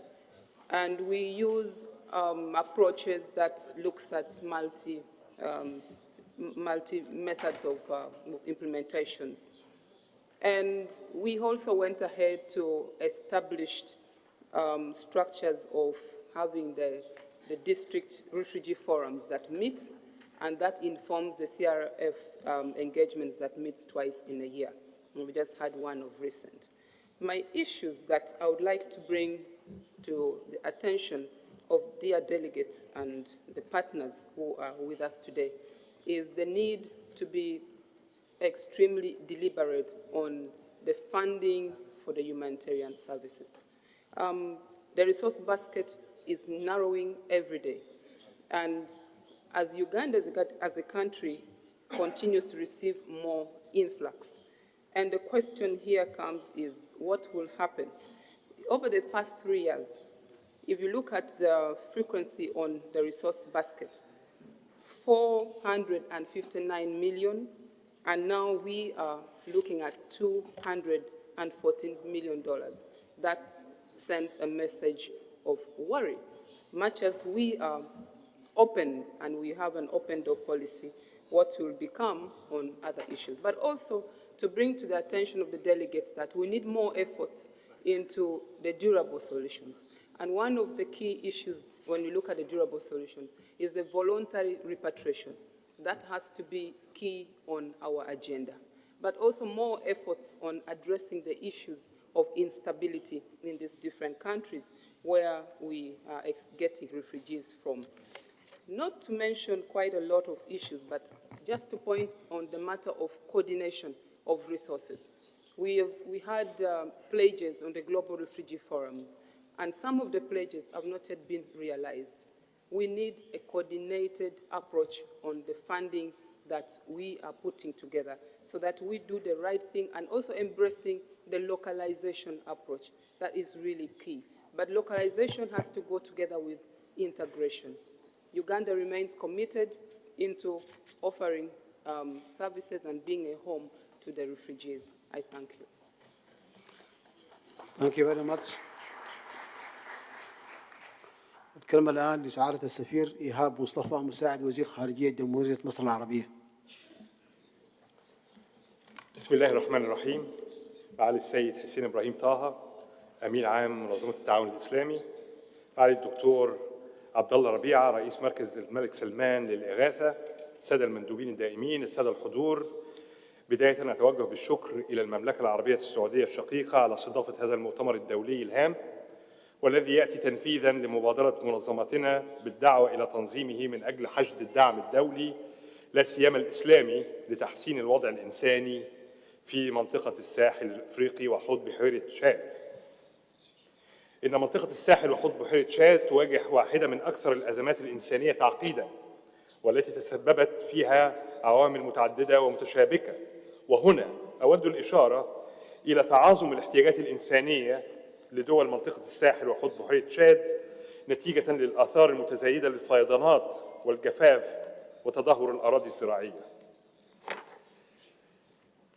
وتولي مصر أهمية خاصة للعلاقة بين بناء السلام والنزوح القسري، حيث تبذل جهوداً حثيثة لدعم التواصل لحلول مستدامة للأزمات التي تشهدها القارة الإفريقية، بما في ذلك منطقة الساحل وحوض بحيرة تشاد، لا سيما في إطار عضوية مصر ورئاستها الحالية لمجلس السلم والأمن الأفريقي، وكذا عضويتها في لجنة بناء السلام بالأمم المتحدة، فضلاً عن ريادة مصر لملف إعادة الإعمار والتنمية في مرحلة ما بعد النزاعات في إفريقيا، واستضافتها لمركز الاتحاد الأفريقي المعني بهذا الملف، وكذا إطلاقها لمنتدى أسوان للسلام والتنمية المستدامين كمنصة رفيعة المستوى تستهدف إيجاد حلول مبتكرة وشاملة للتحديات التي تواجه الدول التي تعاني من أزمات، بالتركيز على العلاقة بين السلم والأمن والتنمية والاستجابة الإنسانية على النحو الذي تم تناوله في الجلسة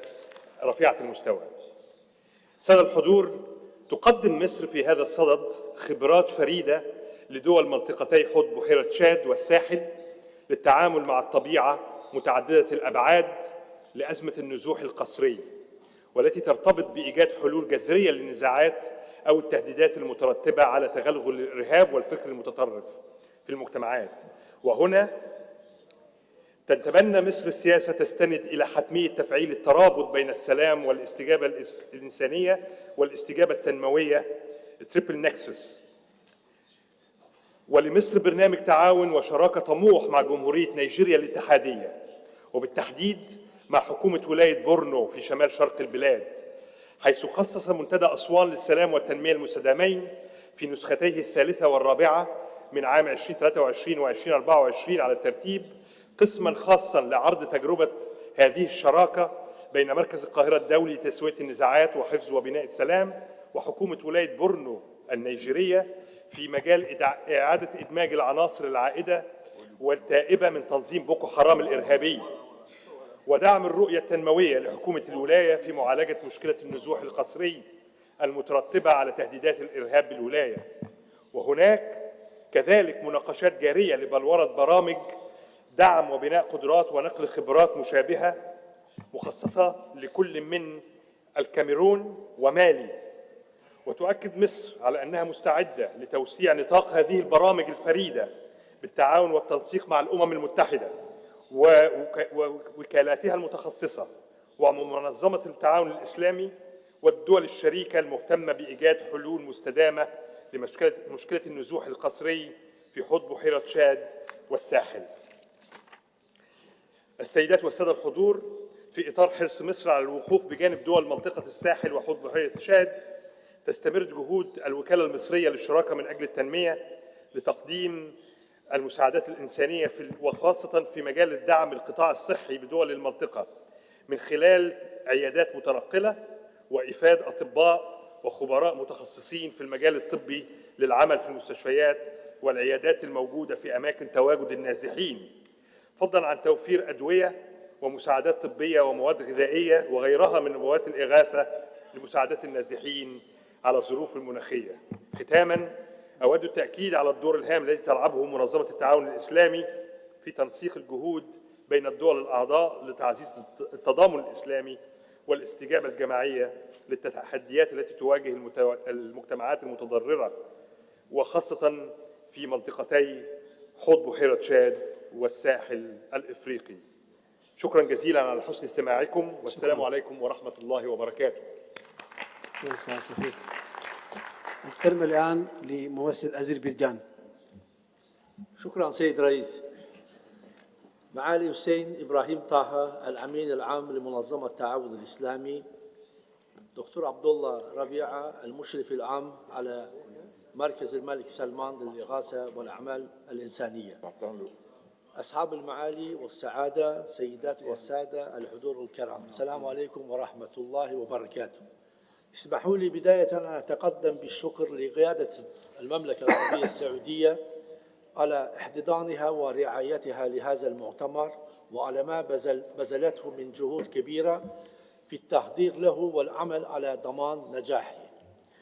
يأتي هذا المؤتمر تنفيذاً لقرار الدورة 49 لمجلس وزراء الخارجية لمنظمة التعاون الإسلامي، وكذلك بمبادرة المملكة العربية السعودية، ويهدف إلى تحقيق جملة من الأهداف من أهمها زيادة الوعي بأزمة النزوح واللجوء في منطقة الساحل وحوض بحيرة تشاد، وحشد الموارد المالية والاستجابة الإنسانية الفورية في مواجهة التحديات الإنسانية التي تواجهها منطقة الساحل وبحيرة تشاد وما يطرأ في المستقبل من تحديات في هذا الجزء الهام من القارة الإفريقية. تقوده منظمة التعاون الإسلامي بالتنسيق مع مركز الملك سلمان للإغاثة والأعمال الإنسانية ومكتب الأمم المتحدة لتنسيق الشؤون الإنسانية والمفوضية السامية للأمم المتحدة لشؤون اللاجئين. تولي جمهورية أذربيجان لهذا المؤتمر أهمية كبيرة وتقدر مثل هذه المبادرات تقديرا عاليا وباعتبارها واحدة من مظاهر العمل الإنساني المشترك. ويسعدني أن أعلن عن تقديم جمهورية أذربيجان مبلغ قدره 300,000 دولار أمريكي، وهذا مبلغ متواضع من المساعدات الإنسانية من أجل مواجهة التحديات التي يواجهها إخواننا في منطقة الساحل وبحيرة تشاد، وأذربيجان سوف تواصل دعمها مستقبلا. اسمحوا لي أن أختتم بالتأكيد على أننا نؤيد العمل التي تقودها منظمة التعاون الإسلامي من أجل تخفيف معاناة أشقائنا المسلمين حول العالم. إن أذربيجان تجدد التزامها بالتعاون مع منظمة التعاون الإسلامي للمساهمة في الجهود المبذولة لزيادة الأعمال الإنسانية. شكرا جزيلا. شكرا سعادة السفير. Now I give the floor to Laura Dimber from Luxembourg.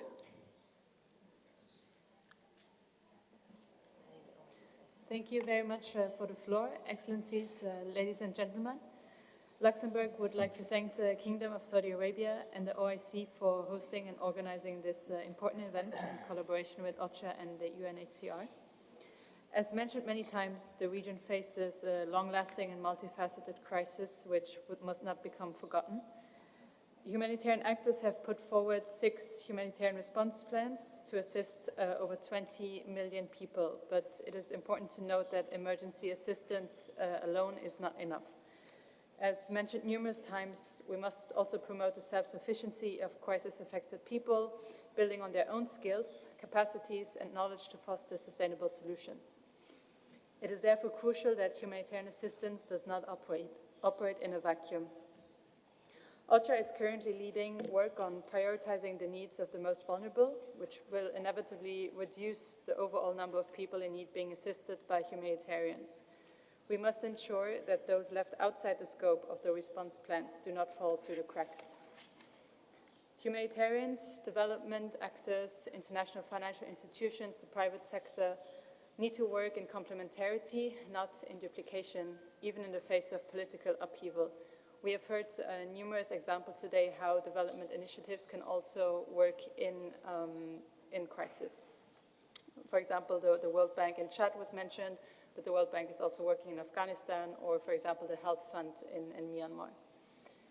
We would like to underline also that while development in crisis is possible, meaningful and also sustainable development requires the rule of law and institutions that support public welfare.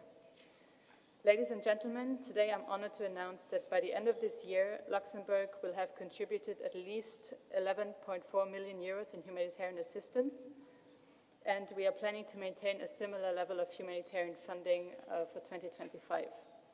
I'm also pleased to announce that our combined development contributions for 2024 and 2025 will amount to 79.2 million euros. Which will bring Luxembourg's humanitarian and development assistance for the Sahel and Lake Chad region for the period 2024 and 2025 to at least 90 million euros. I would like to point out that the level of development contributions for 2025 and beyond is not yet final and may evolve as circumstances develop.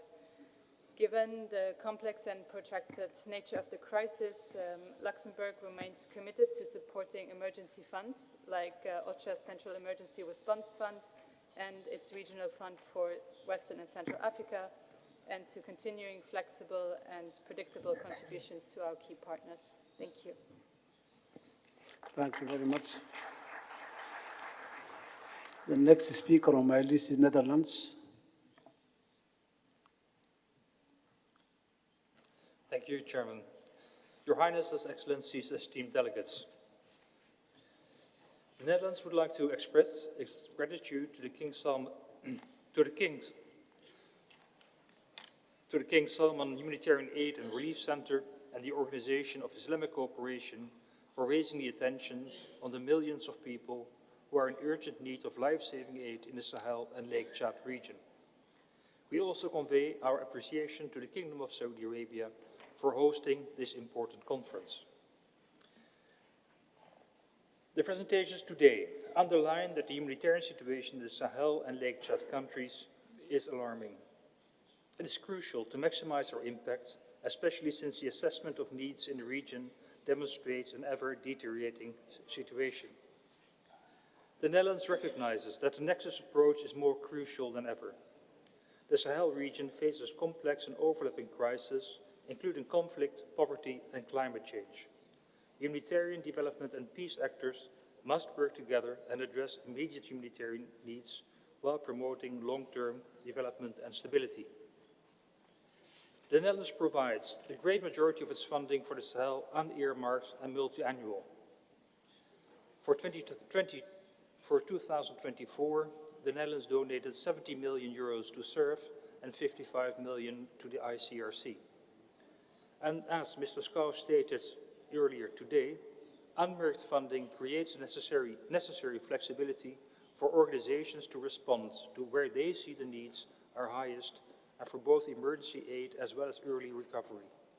Additionally, unearmarked funding makes a difference for people who are caught in neglected crisis. Thank you.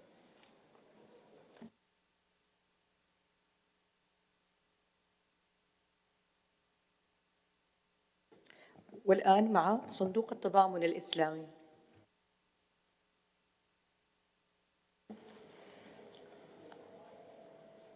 بسم الله الرحمن الرحيم.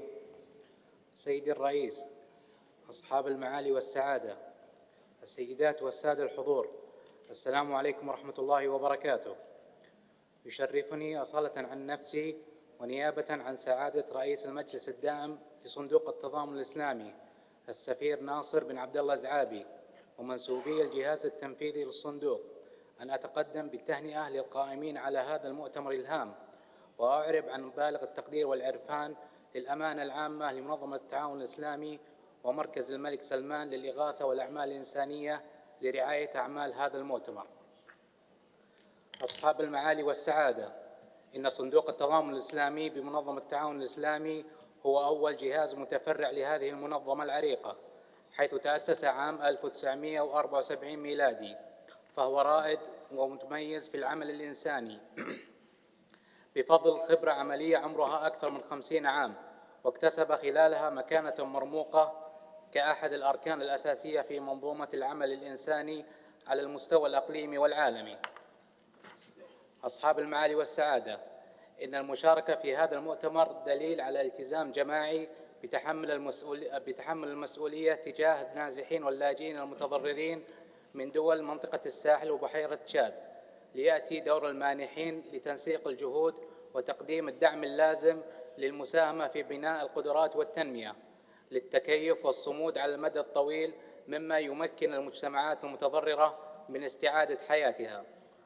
أصحاب المعالي والسعادة، إن الدول الواقعة في منطقة الساحل وبحيرة تشاد تجد اهتماماً خاصاً من صندوق التضامن الإسلامي، إذ بلغ إجمالي المساعدات التي قدمت لهذه الدول أكثر من 59 مليون دولار أمريكي، وقد أثمرت جهود الصندوق في هذه المناطق عن إنجازات متعددة وملموسة، باعتبارها مناطق ذات أولوية في برامج التنمية والمساعدات الإنسانية. أصحاب المعالي والسعادة، استجابة للنداء المشترك من معالي الأمين العام ومركز الملك سلمان للإغاثة والأعمال الإنسانية، وتأكيداً لدور الصندوق التضامن الإسلامي بمنظمة التعاون الإسلامي في دعم جهود الدول المانحة، يسرني أن أعلن عن مساهمة الصندوق بمبلغ $1,000,000 أمريكي لدعم النازحين واللاجئين في منطقة الساحل وبحيرة تشاد، وذلك استجابة للقرار رقم 4 الصادر عن الدورة 49 لمجلس وزراء الخارجية التي عقدت في نواكشوط بالجمهورية الإسلامية الموريتانية يومي 16 و17 مارس 2023 وللمتضررين مؤخرا من آثار السيول نتيجة الأمطار الغزيرة غير المسبوقة بتلك الدول، وسيتم فورا البدء في تنفيذ هذه المساهمة وفق الإجراءات المتبعة لدى الصندوق بالتنسيق مع الجهات الحكومية والمؤسسات ذات العلاقة لضمان وصول المساعدات للمستفيدين بشكل فعال وسريع. والسلام عليكم ورحمة الله وبركاته. شكرا لكم. والآن مع البنك الإسلامي للتنمية. بسم الله الرحمن الرحيم. Excellencies, distinguished participants, all protocol observed. Assalamu alaikum wa rahmatullahi wa barakatuh. On behalf of the Islamic Development Bank, I extend our appreciation to the Kingdom of Saudi Arabia, the King Salman International Humanitarian Aid and Relief Center, the Organization of Islamic Cooperation, and the UN OSHA and the UNHCR for organizing this critical event. The previous speakers have highlighted the humanitarian crisis facing the region in Lake Chad and in the Sahel, which is affected by conflict, climate change, displacement, food insecurity, and limited access to essential services. To address this challenge, we must combine immediate humanitarian assistance with sustainable development. The Islamic Development Bank Fragility and Resilience Policy focuses on tackling root causes, including conflict and inequality, by bridging the gap between humanitarian assistance and development support for refugees and the host communities. Due to time constraints, I have many examples, but I will skip those. But I would like to highlight that we have been working with many partners in that regard, with many initiatives, including the UNHCR for the Global Islamic Fund for Refugees, amounting to about $500 million, and also another initiative to assist the Sudanese refugees and host communities in Chad. I would like to highlight that also the bank is involved immensely in the global initiatives such as the food security, the climate change, and the activities related to that, including the energy transition. We have allocated substantial amounts over the years between now and 2030 in that regard. Excellencies, from 2019 to 2024, including the COVID period, the Islamic Development Bank has approved over $4.8 billion in development finance in the region of the Sahel and Lake Chad basin, under various schemes such as ordinary financing, concessional financing, trust funds, co-financing, and others, including private sector, in projects and programs across the key sectors such as education, food security, agriculture, transport, water, energy, and health in the member countries, including those in the region. To make sure that the bank is committed to supporting the communities and the countries in the region, we introduce inclusive approaches to prevent and address the root causes of violent conflict. As part of its tentative 2025-2027 work program, the Islamic Development Bank plans to provide development finance of up to $2 billion based on projects readiness that will be formulated, focusing on critical sectors across the region. This funding aims to tackle fragility, build resilience, and promote sustainable growth in the region, contributing to the long-term stability and development. Finally, I would like to reiterate ISDB's commitment to working closely with all regional and international partners to address the issues, including the root causes, building resilience, and supporting peacekeeping and peace-building initiatives in the region. Thank you very much. Wassalamu alaikum wa rahmatullah. Shukran jazilan. And now we have a video from the International Committee of the Red Cross. Excellencies, ladies and gentlemen, the growing levels of violence observed in the Sahel and the Lake Chad Basin are having alarming consequences on the civilian populations throughout the region. The ICRC is working tirelessly and in close collaboration with national societies of the Red Cross Red Crescent movement to help the people who are affected by armed conflict, not only in the Sahel and Lake Chad Basin, but more recently also in areas around the Gulf of Guinea. At the same time, we strive to engage in constructive confidential dialogue with all parties, armed bearers, and circles of influence. This dialogue aims at improving the respect for the principles and standards of international humanitarian law, including the protection of civilians, the wounded, the sick, and those captured, detained, or missing. Daily, my colleagues observe the aggravating impact of climate change in the region. Water is becoming increasingly scarce. Arable land is dwindling. Drying wells and pastures are exacerbating tensions between farmers and herders. The food security as well as livelihoods of vast swaths of populations are extremely threatened. Whereas alleviating the suffering of those most affected by the dual yoke of conflict and climate change requires a reactive and prompt humanitarian response, short-term emergency solutions will never be enough. As the leader of an organization whose mission is driven by the notions of neutrality, impartiality, independence, and humanity, I wish to impress upon you the urgent need for us all, whether from the development, private, or humanitarian spheres, to come together and devise, in partnership with local authorities, both short-term and long-term sustainable solutions to address the growing socioeconomic pressures on the population. And finally, I thank the Kingdom of Saudi Arabia, the organization of the Islamic Conference, and the United Nations for having convened this timely conference. And I wish that the types of initiatives so desperately needed for the Sahel and the Lake Chad Basin will emerge from the fruitful conversations that you will have.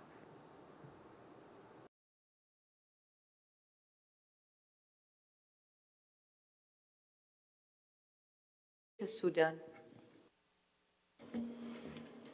بسم الله الرحمن الرحيم. السيد الرئيس، الحضور الكريم، السلام عليكم ورحمة الله. في البدء أود أن أتقدم بالشكر للمملكة العربية السعودية قيادة وحكومة وشعبا على كرمهم ونخوتهم واستضافتهم لهذا المؤتمر ذو الطبيعة الإنسانية، والذي نتمنى أن يحقق أهدافه المرجوة. هذا المؤتمر يمثل مبادرة شراكة إنمائية إنسانية نموذجية يمكن أن يحتذى بها لمعالجة أزمات مماثلة في مناطق أخرى مثل منطقة القرن الأفريقي. سيد الرئيس، الحضور الكريم، إن المتغيرات التي تحدث على المستوى الإقليمي سواء في منطقة الساحل ودول حوض بحيرة تشاد أو منطقة القرن الأفريقي تؤثر على السودان، والذي يعتبر جزءاً لا يتجزأ من الديناميكية في هاتين المنطقتين الهامتين اللتان تشهدان تغيرات كبيرة على كافة الصعد، والتي لديها تأثيرات مباشرة على مسألة النزوح واللجوء.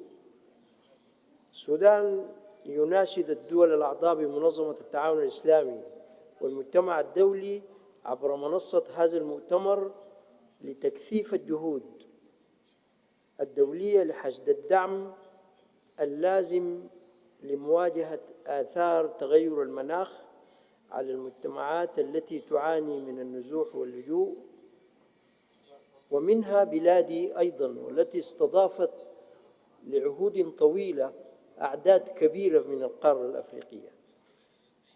من خلال برامج تدعم، المطلوب من المجتمع الدولي أن يرتب وينظم برامج تدعم تحقيق التنمية المستدامة وتمكن من التكيف مع التغير المناخي وفقاً لمبدأ ثلاثية الدعم الإنساني والتنمية والسلام. وشكراً جزيلاً.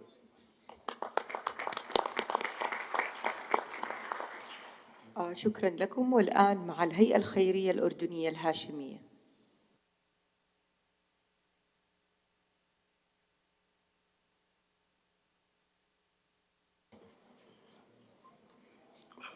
بسم الله الرحمن الرحيم. شكرا للأخوة الحضور، شكرا لمعالي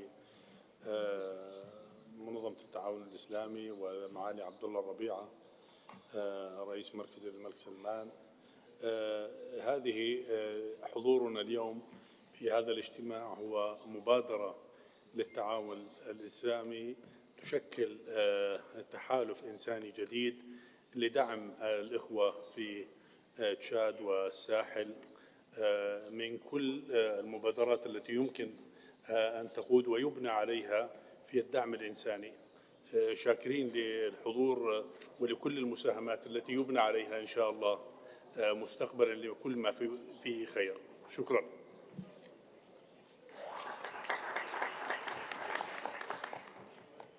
Now I'll give the floor to Benin.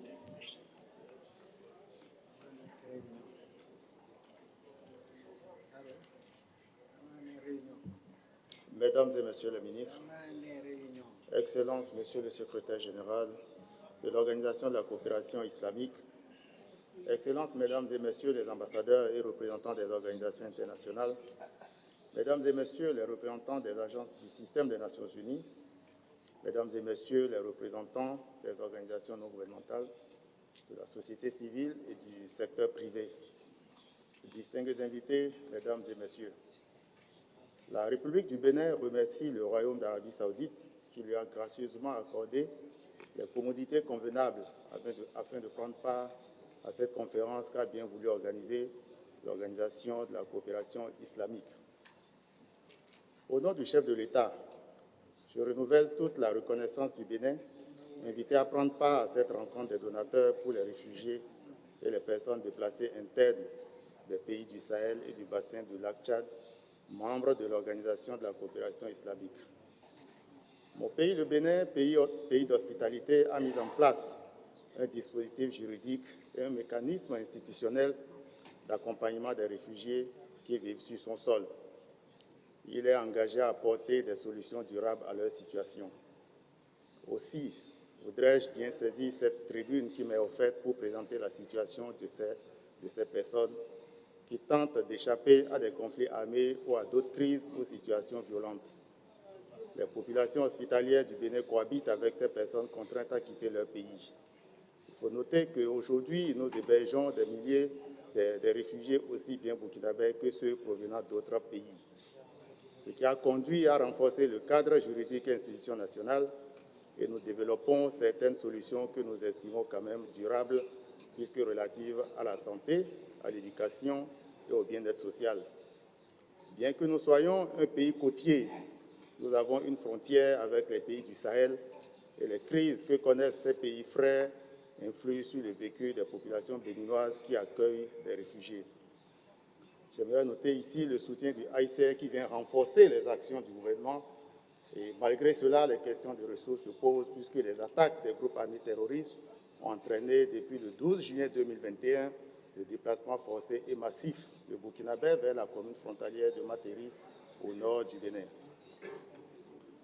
Ainsi donc, au plan national, il faut rappeler le renforcement de ce cadre juridique national par l'adoption, par le vote et la promulgation d'une loi portant statut des réfugiés et des apatrides en République du Bénin. Tout en apportant le soutien de mon pays, le Bénin, à la présente initiative, je mets un terme à mon propos en renouvelant toute notre gratitude au Royaume de l'Arabie Saoudite et à l'Organisation de la coopération islamique qui a bien voulu que nous exposions à cette conférence les efforts que nous effectuons et qui méritent une attention particulière. Je vous remercie de votre aimable attention.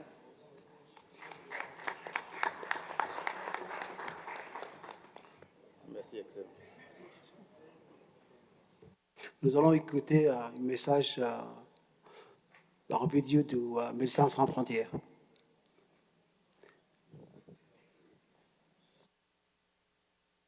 Video message from Médecins sans frontières. أطباء بلا حدود.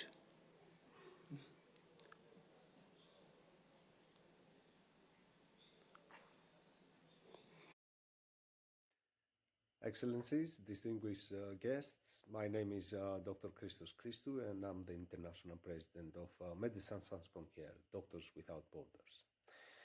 During my recent visit to Maiduguri, I went to the hospitals and clinics where MSF works. We support the local healthcare system in tackling malaria and other diseases, as well as in providing access to maternity services. Between January to August this year, we have seen a 51% increase in admissions of children with severe malnutrition, compared to the same period last year. It is clear that the people in northern Nigeria are going through a lot. All of this has been compounded by continuous insecurity. People now have to seek temporary shelter in displacement camps once again, rebuild their homes once again, and try to figure out what's left on their farmland. Because of this flooding happened recently at the end of the lean season, it has deprived farmers of even the illusory hope to harvest. I would like to bring a couple of messages. Crises are multiplying in this region, Sahel being of particular concern. Communities have been the first responders hosting people fleeing violence. As forced displacement continues to rise in the region and climate change has a growing negative impact, international solidarity needs to remain there.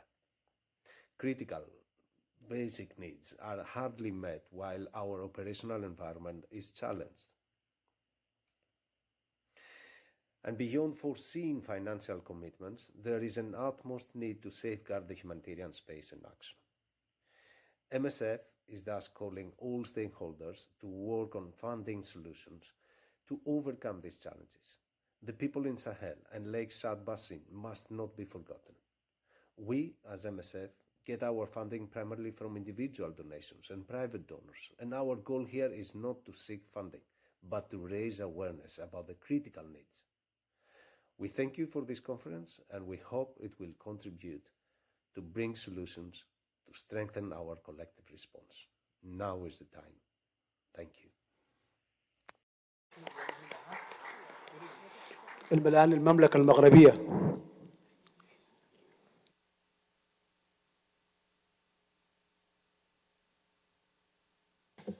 بسم الله الرحمن الرحيم، والصلاة والسلام على أشرف المرسلين وعلى آله وصحبه أجمعين. حضرات السيدات والسادة، بداية أنتهز هذه الفرصة لأتقدم بخالص الشكر والتقدير للمملكة العربية السعودية الشقيقة على استضافتها لهذا المؤتمر.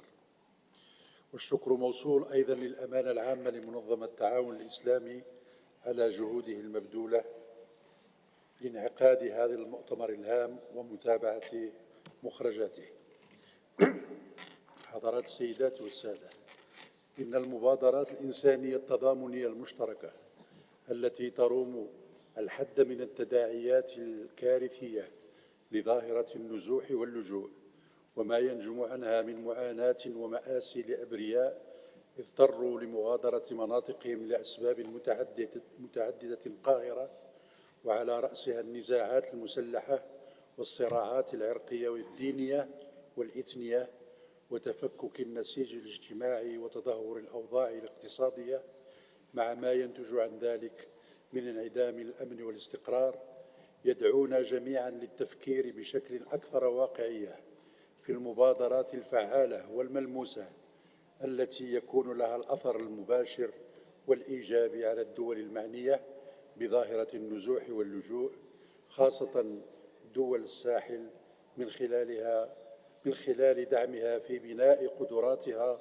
في المجال التنمية البشرية والاقتصادية وتعزيز أمنها واستقرارها، وذلك وفق المقاربة المندمجة والمتعددة الأبعاد القائمة على ثلاثية السلم والأمن والتنمية.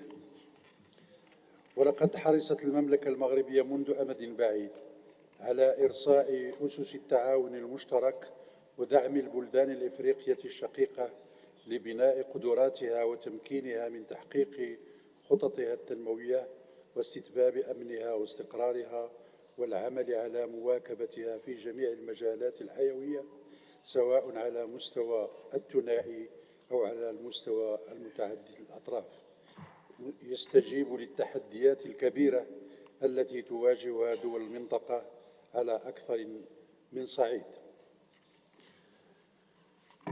فالتزام المملكة المغربية بإعطاء زخم جديد لمجالات تعاونها مع الدول الإفريقية الشقيقة وتطوير الشراكات والمبادرات الإقليمية وخلق فرص مبتكرة للتكامل والاندماج الاقتصادي ساهم في بلورة مبادرات خلاقة وشراكات استراتيجية فعالة ومتضامنة تروم تعزيز التعاون الاقتصادي الإقليمي لمجموع بلدان غرب إفريقيا.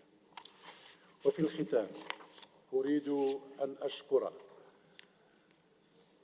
المملكة العربية السعودية على تنظيمها المحكم لهذا المؤتمر، وكل المنظمات الدولية التي تساهم بشكل كبير في إيجاد حل لأزمة بحيرة تشاد لحماية المدنيين وتوفير سبل عيش مستقر لهم. ونظرا لضيق الوقت سأسلم مداخلة الكاملة للكتابة العامة، وأشكركم على الإنصات. شكرا جزيلا. Now I give the floor to Turkey. Thank you very much. Assalamu alaikum, Excellencies, ladies and gentlemen. We also thank the government of the Kingdom of Saudi Arabia, King Salman Center, OIC General Secretariat, and the UN agencies for organizing today's conference. Being a strategic partner of the African Union, Turkey have extensive humanitarian and development aid activities and programs all over Africa, including Sahel and Lake Chad region, through governmental and non-governmental institutions, including the Ministry of Health, the Turkish Coordination and Cooperation Agency, Disaster Management and Emergency Agency, and Turkish Red Crescent, and various other NGOs. As one of the countries hosting the largest number of people under temporary protection, as well as irregular migrants, we are fully aware of various challenges faced by the countries in the Sahel and the Lake Chad region. We will continue to assist those countries through bilateral programs in order to build up their capacity in various domains, ranging from security to economic and social development. Finally, the Turkey African Union Ministerial Review Conference will be held in Djibouti early next month. Will provide an opportunity to further discuss Turkey's continued humanitarian and development assistance to African continent. Ladies and gentlemen, before concluding my remarks, I would like to indicate that during the Turkey's chairmanship of the OIC 51st Council of Foreign Ministers in 2025-26, we will be working very closely with the OIC General Secretariat and the member states in the field of joint humanitarian action. Thank you very much. Thank you very much. نعطي الفرصة الآن لإندونيسيا.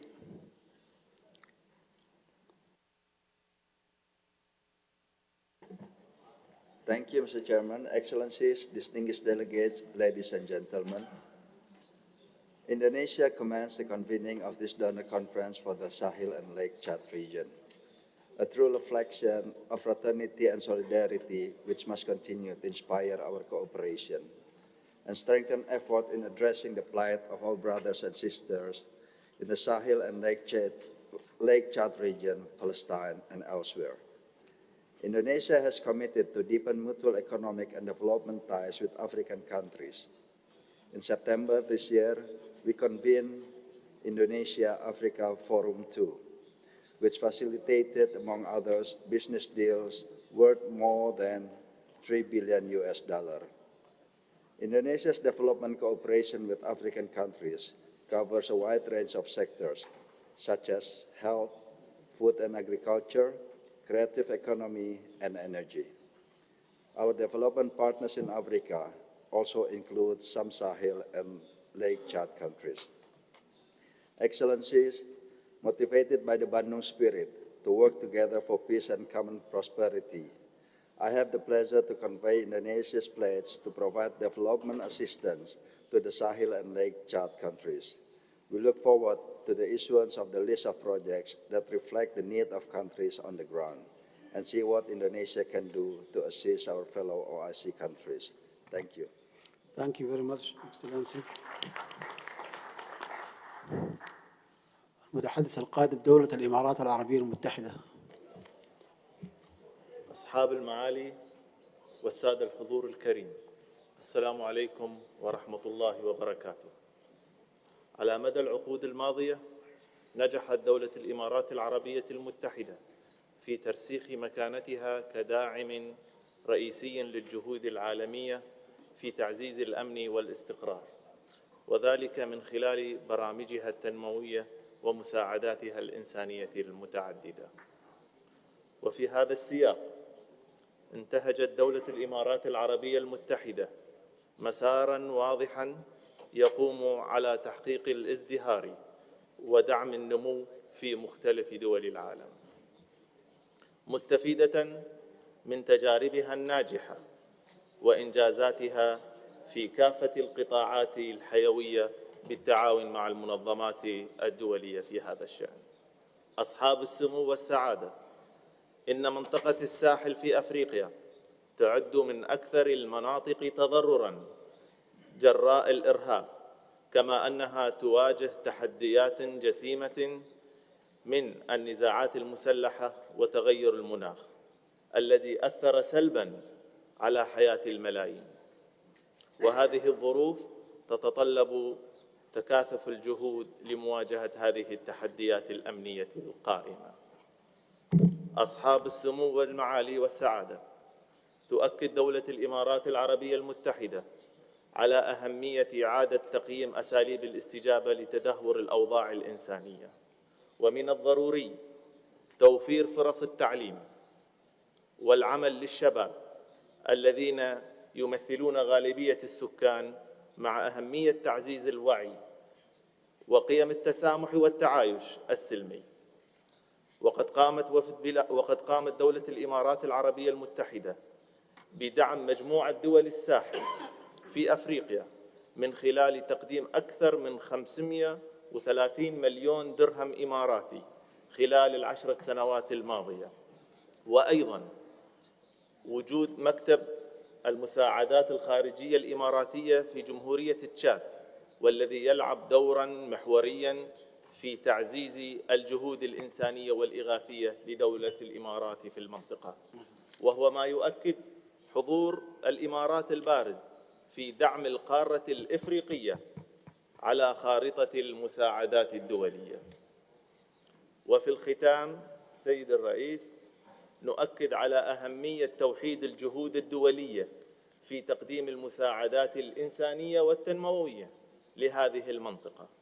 وأيضاً أخيراً نتقدم بجزيل الشكر والتقدير لحكومة المملكة العربية السعودية على عقد هذا المؤتمر، والسلام عليكم ورحمة الله وبركاته. The next speaker is IOM, International Organization for Migration.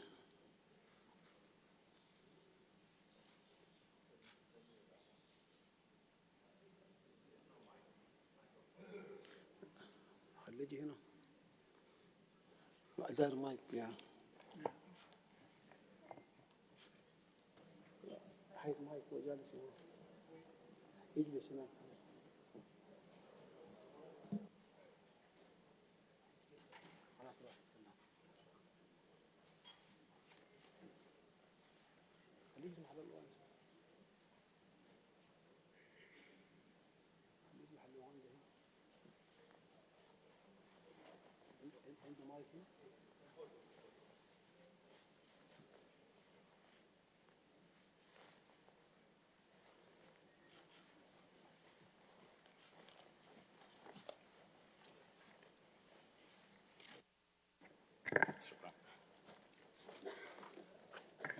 Excellencies, distinguished guests, colleagues, at the outset, I wish to express my deepest gratitude to the Organization of the Islamic Cooperation, the Kingdom of Saudi Arabia, and our United Nations partners for their leadership in convening this timely and important meeting.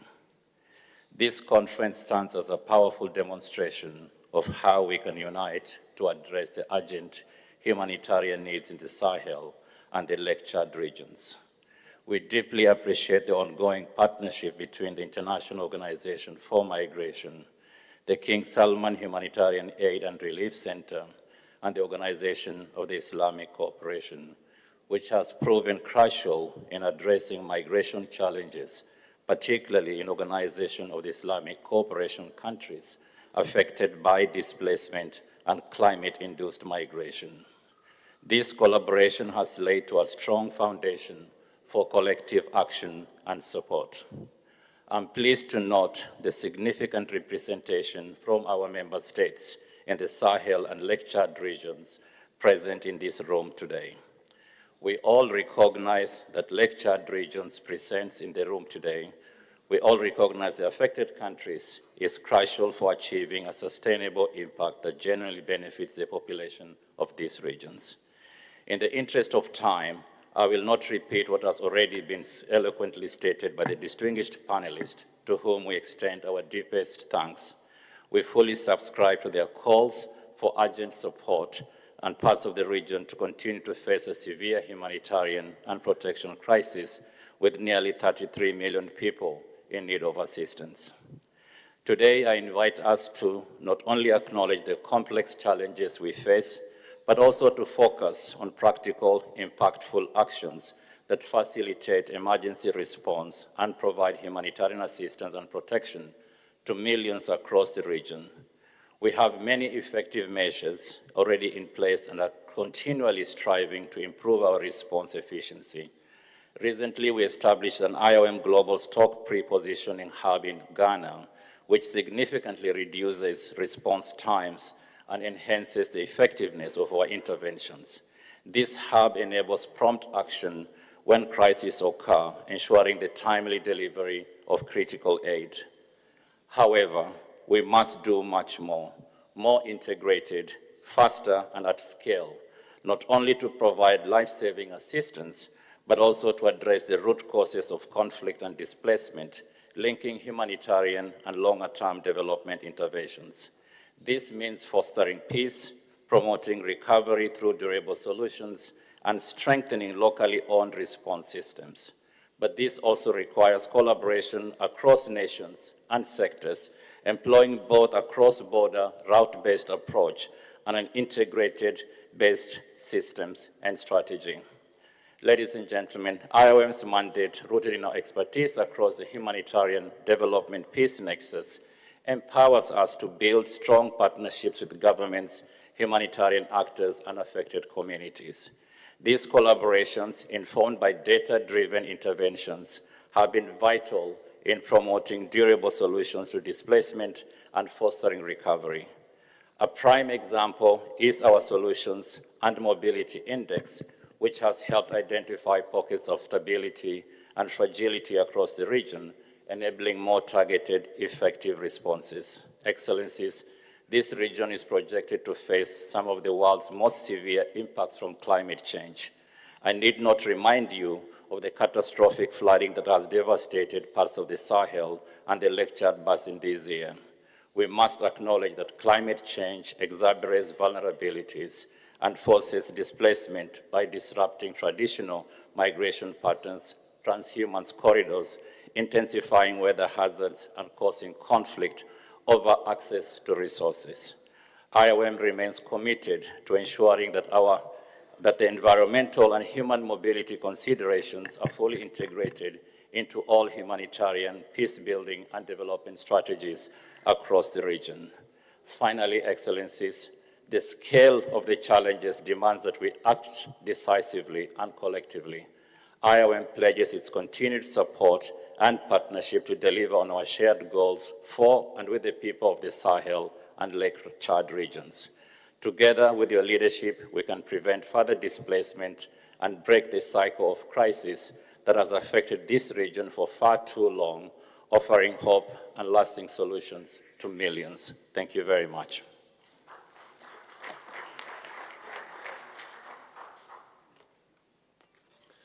Your Excellencies, thank you very much for your pledges and for your interventions. And now I'll give the floor to His Excellency Dr. Abdullah Rabia, the Secretary General, the Surveyor General of King Salman Relief Center. بسم الله الرحمن الرحيم. أصحاب المعالي والسعادة، السيدات والسادة، في ختام هذا المؤتمر الهام لدعم النازحين واللاجئين في منطقة الساحل وبحيرة تشاد، لا يسعني إلا أن أتقدم بخالص الشكر والتقدير للدول والجهات المانحة التي أسهمت بسخاء في دعم هذه الجهود الإنسانية النبيلة. إن مساهماتكم السخية تعكس التزامكم بقيم العطاء والتضامن، وتلعب دورا محوريا في تمكين المنظمات الإنسانية من تقديم المساعدات اللازمة وتحقيق الأمن والازدهار للمتضررين. ولقد بلغت التعهدات التي أعلنت اليوم أكثر من $1,100,000,000 أمريكي، بالإضافة إلى التعهدات العينية، وجاءت من أكثر من 10 دول وهيئات ومنظمات مانحة. نجدد حرص المملكة العربية السعودية ممثلة بمركز الملك سلمان للإغاثة والأعمال الإنسانية بأن تكون جهودنا متواصلة ومكثفة للوصول إلى أكبر عدد ممكن من المحتاجين، والعمل بالشراكة مع كافة الجهات لتحقيق أهدافنا الإنسانية النبيلة. كما لا يفوتني أن أشكر وأقدر منظمة التعاون الإسلامي ممثلة بأمينها العام ومكتب تنسيق المساعدات الإنسانية والمفوضية السامية لشؤون اللاجئين وجميع المنظمات والهيئات المشاركة. شكرا لكم جميعا، ولنبقى جميعا شركاء في الإنسانية. والسلام عليكم ورحمة الله وبركاته.